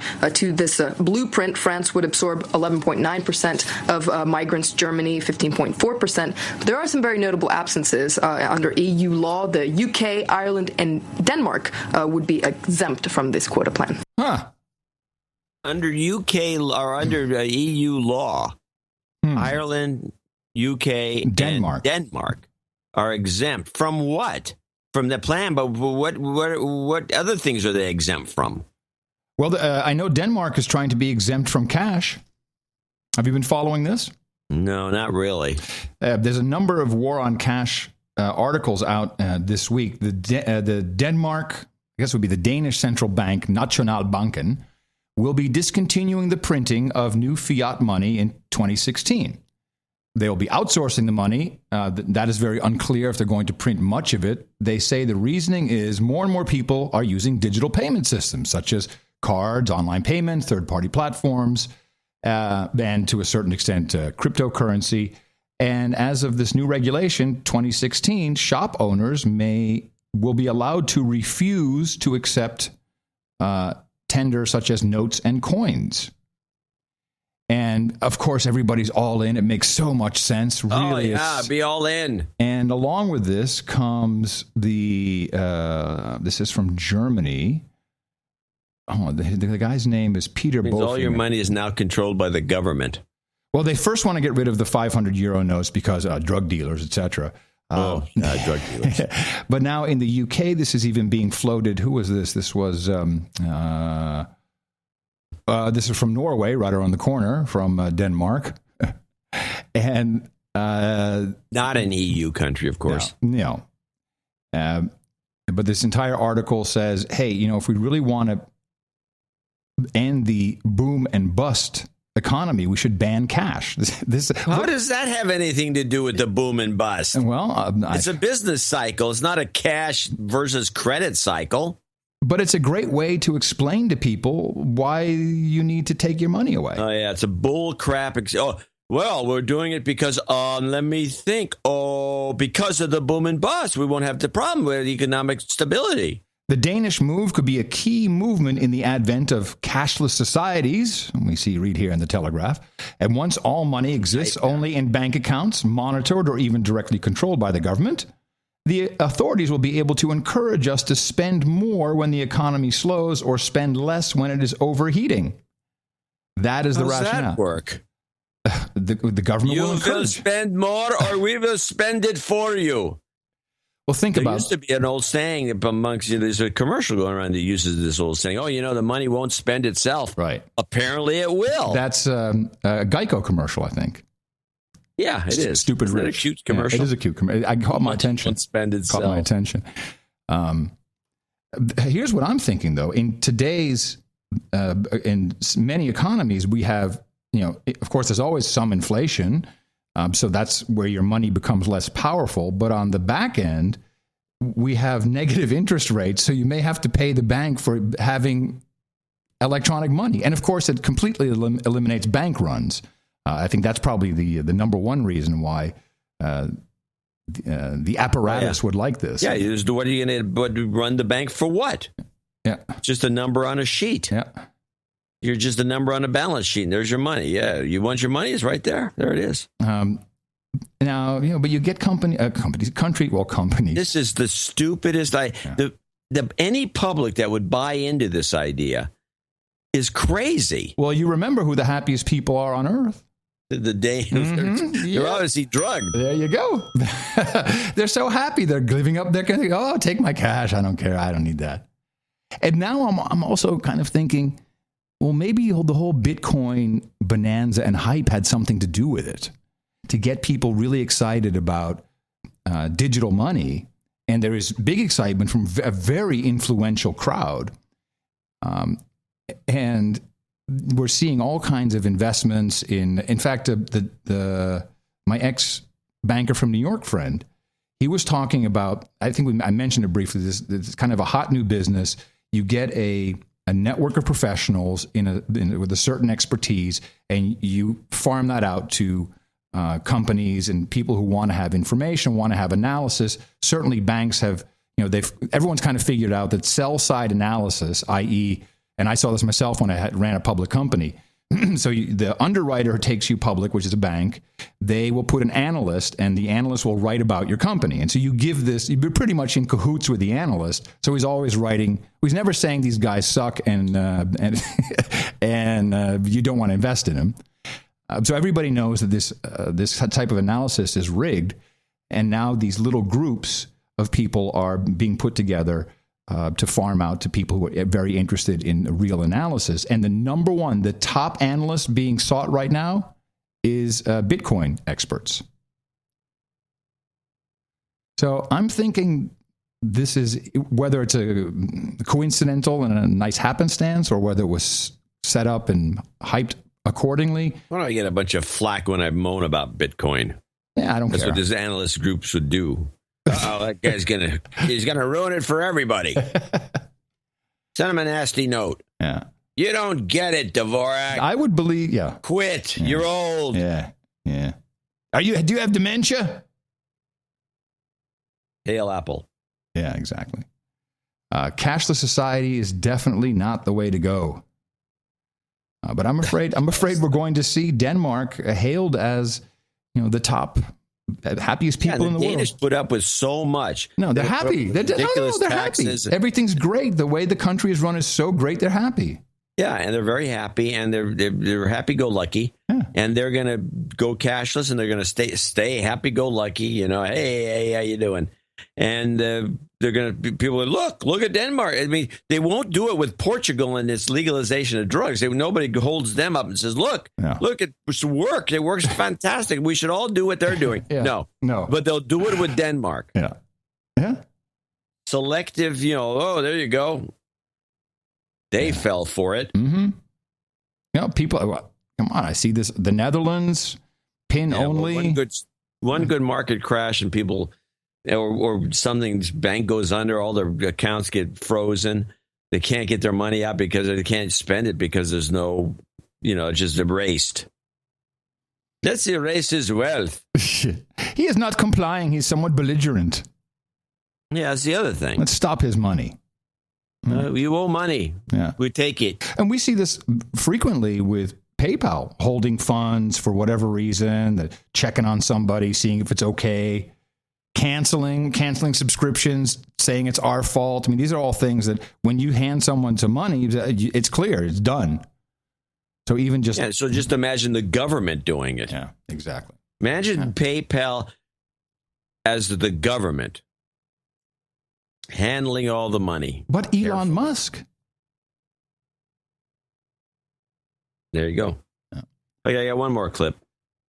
This I just thought was interesting because I think it's a good idea, kind of, but at the other hand, it's like, well, I don't know. Play the San Quentin clip. It's the teaser. Monday on the 10 o'clock news, raising up to $2 billion or more without any new taxes. If you could get through kindergarten, you could figure out this is what we ought to be doing. The idea is to sell San Quentin and develop this prime waterfront real estate. Nice. Hands down, no. Nope. No. Why proponents say now is the time to put the penitentiary on the market. And what about all the prisoners? San Quentin State Prison, should it stay or should it go? Monday on the 10 o'clock news on KTBU Fox 2. So what are they doing? Well, I don't know. I have to wait till the 10 o'clock news. It's a teaser. But as soon as they said it, I said, well, that's a logical thing. San Quentin is over here across the Richmond-San Rafael Bridge, and it's on a tip of, I think it's the town of Tiburon, if I'm not mistaken. Uh-huh. And it's on the tip of this area that is just kind of grim because this ugly prison is there. It's horrible. It's old, and it's got the towers. And every time you go across this bridge, you have to go right past this. Don't we prison. have a range? Oh, no, that's Alcatraz. I'm sorry. Yeah, San Quentin. No, Alcatraz is different. And so you have to go past this giant prison, which is just grim and it's creepy. Is it not used? Yeah, it's filled with a bunch of criminals. Oh, okay. That would be a good use for prison. Yes, that's what you do. And, most of the prisons they build nowadays are they're not built like fortresses. They're built with just a lot of barbed wire. They're more like a prisoner of war camp, the modern prisons. And they're also modern inside. They got, regular doors. It's a different look because you see a lot of documentaries that go in and out of these prisons. San Quentin really should have been torn down years ago, but I never thought about it being developed into some ritzy, place for yuppies, or not yuppies anymore, but whatever the next generation of rich kids are. Silicon Valley guys. Douchebags. It's just and I could see it, but it's got to be worth at least $2 billion. That property is huge, and it's right on the water, overlooking San Francisco and everything. So it's good money in the bank. Yeah, money in the bank. Nice. Or money in the bank printout. I just thought that was interesting. They might do this. I think they will.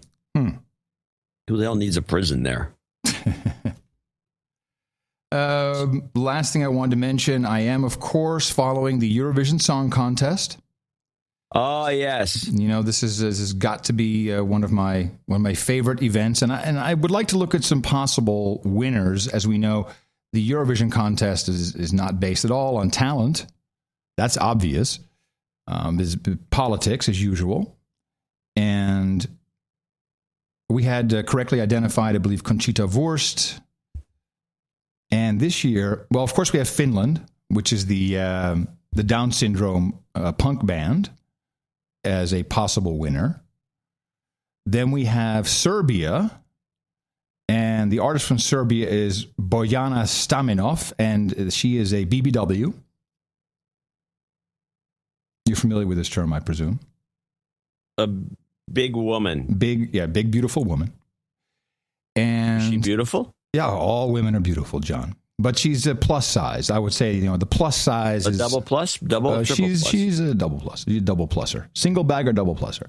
Then we have Hungary's entry, Boggy, and her song is Wars for Nothing. Possible. But I'm going to put my money initially, and I have not even seen all of them, because I love watching and listening. I think the entry from Armenia has the best shot when it comes. You want to give us your rationale? Armenia, yeah, because they get no love on the genocide. So we give them a win. Oh. Don't you think? Well, I think Denmark is going to win. Because they're cashless? No, because the name of their group is the Anti-Social Media. Oh, no, it's not. Social media. No, I shall not play that. I'm not going to do it. It's too much. I gotta. Okay, that was actually came from an email, and I win. This guy writes in, he says, when Adam brings up Eurovision on the next show, he goes on, he says, this will crack him up. It will make him laugh. And I said, I doubt it. No, I'm not cracking up. He says a guaranteed laugh. No, didn't work. This is William Eby. Yeah. Well, you should never, ever accept email from him. I was just proving a point. Block him. Block him. You block him. Just block him. You are blocked. Block him, I tell you. It didn't work. All right, everybody. Tomorrow, I think you might be right about Armenia. That makes sense. I think Armenia would be the right call. Well, I still... Yeah, this is a scam, but you're saying this is a scam. Isn't it always? Yes. All right. Well, happy International Day Against Homophobia and Transphobia. John C. Dvorak, and coming to you from FEMA Region 6 here in the capital of the Drone Star State in the Crackpot Condo in the morning, everybody. I'm Adam Curry. And from northern Silicon Valley, where... I don't know what to tell you. I'm John C. Dvorak. We'll be back on Thursday. Remember us at Dvorak.org/NA. We'll be right here on No Agenda.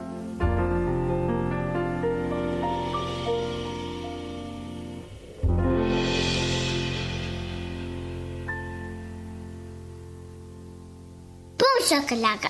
Boom shakalaka. And by the way, it falls right into my thesis, so hit it. Adam Curry, John C. Dvorak. And by the way, yes. Oh, I agree with that. And by the way, what you're mentioning, if you're going to bring up that complaint, and by the way, when I went to meet with these or hung out with, I actually went to one of the parties. So here's what I see happening. Johnson got put in, and by the way, he's out in 2016. This is a short-term thing. This is the biggest load of crap. By the way, we have. This is why they.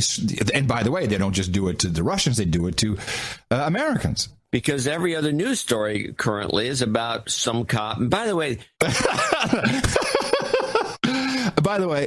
these Uber Sources segments are purely informational and for entertainment purposes. All the rest of it, and by the way, and all as he's talking, and by the way, and a little side note to this, and by the way, I mean, we know that black people hit their children upside the head. By the way, officially, it doesn't count. By the way, if you want to be technical, you could just all in. By the way, this is how great the commercial is. Mm-hmm. And by the way, how's your head? And by the way, if you haven't noticed, and I'm sure everyone has, and by the way, I have never seen the inside of the German parliament. And we know decimation's wrong, by the way. Yeah. By the way, we rarely talk about show topics after the show. And I should mention, by the way, popcorn time. Douchebag. This is, by the way, not the way to go. By the way, it turns out the answer after a used lozenge. And by the way, if people want to look for good reading, and there's a lot of good stuff. Oh, by the way, I do have to read something that was a top donor. And by the way, these products are now in the cloud. By the way, I want to just to keep people from sending me notes. And by the way, chat room, yeah, of course, if we stopped at every performative on the show, we never get the show done. San Francisco, by the way, is one of the worst, most corrupt, brutal police departments in the United States. And by the way, actress. By the way, as we know, never marry an actress. We have a proclamation of the president say, by the way. And by the way, if you are praising Obama's, peace record. By the way, we don't like to use stolen art. No. And by the way, also, I caught another fine piece on MSNBC. And by the way, I'm the only person catching it. By the way, Norway has ended their blasphemy laws. In the meantime, please remember us at Dvorak.org/NA. Wake up! I demand you break your conditioning! I'm Joe Biden, and thank you for taking the time to listen. Caliphate in Iran. I think I'm gonna crap my pants. Adios, mofo. The best podcast in the universe. Dvorak.org/NA. Amen. Fist bump.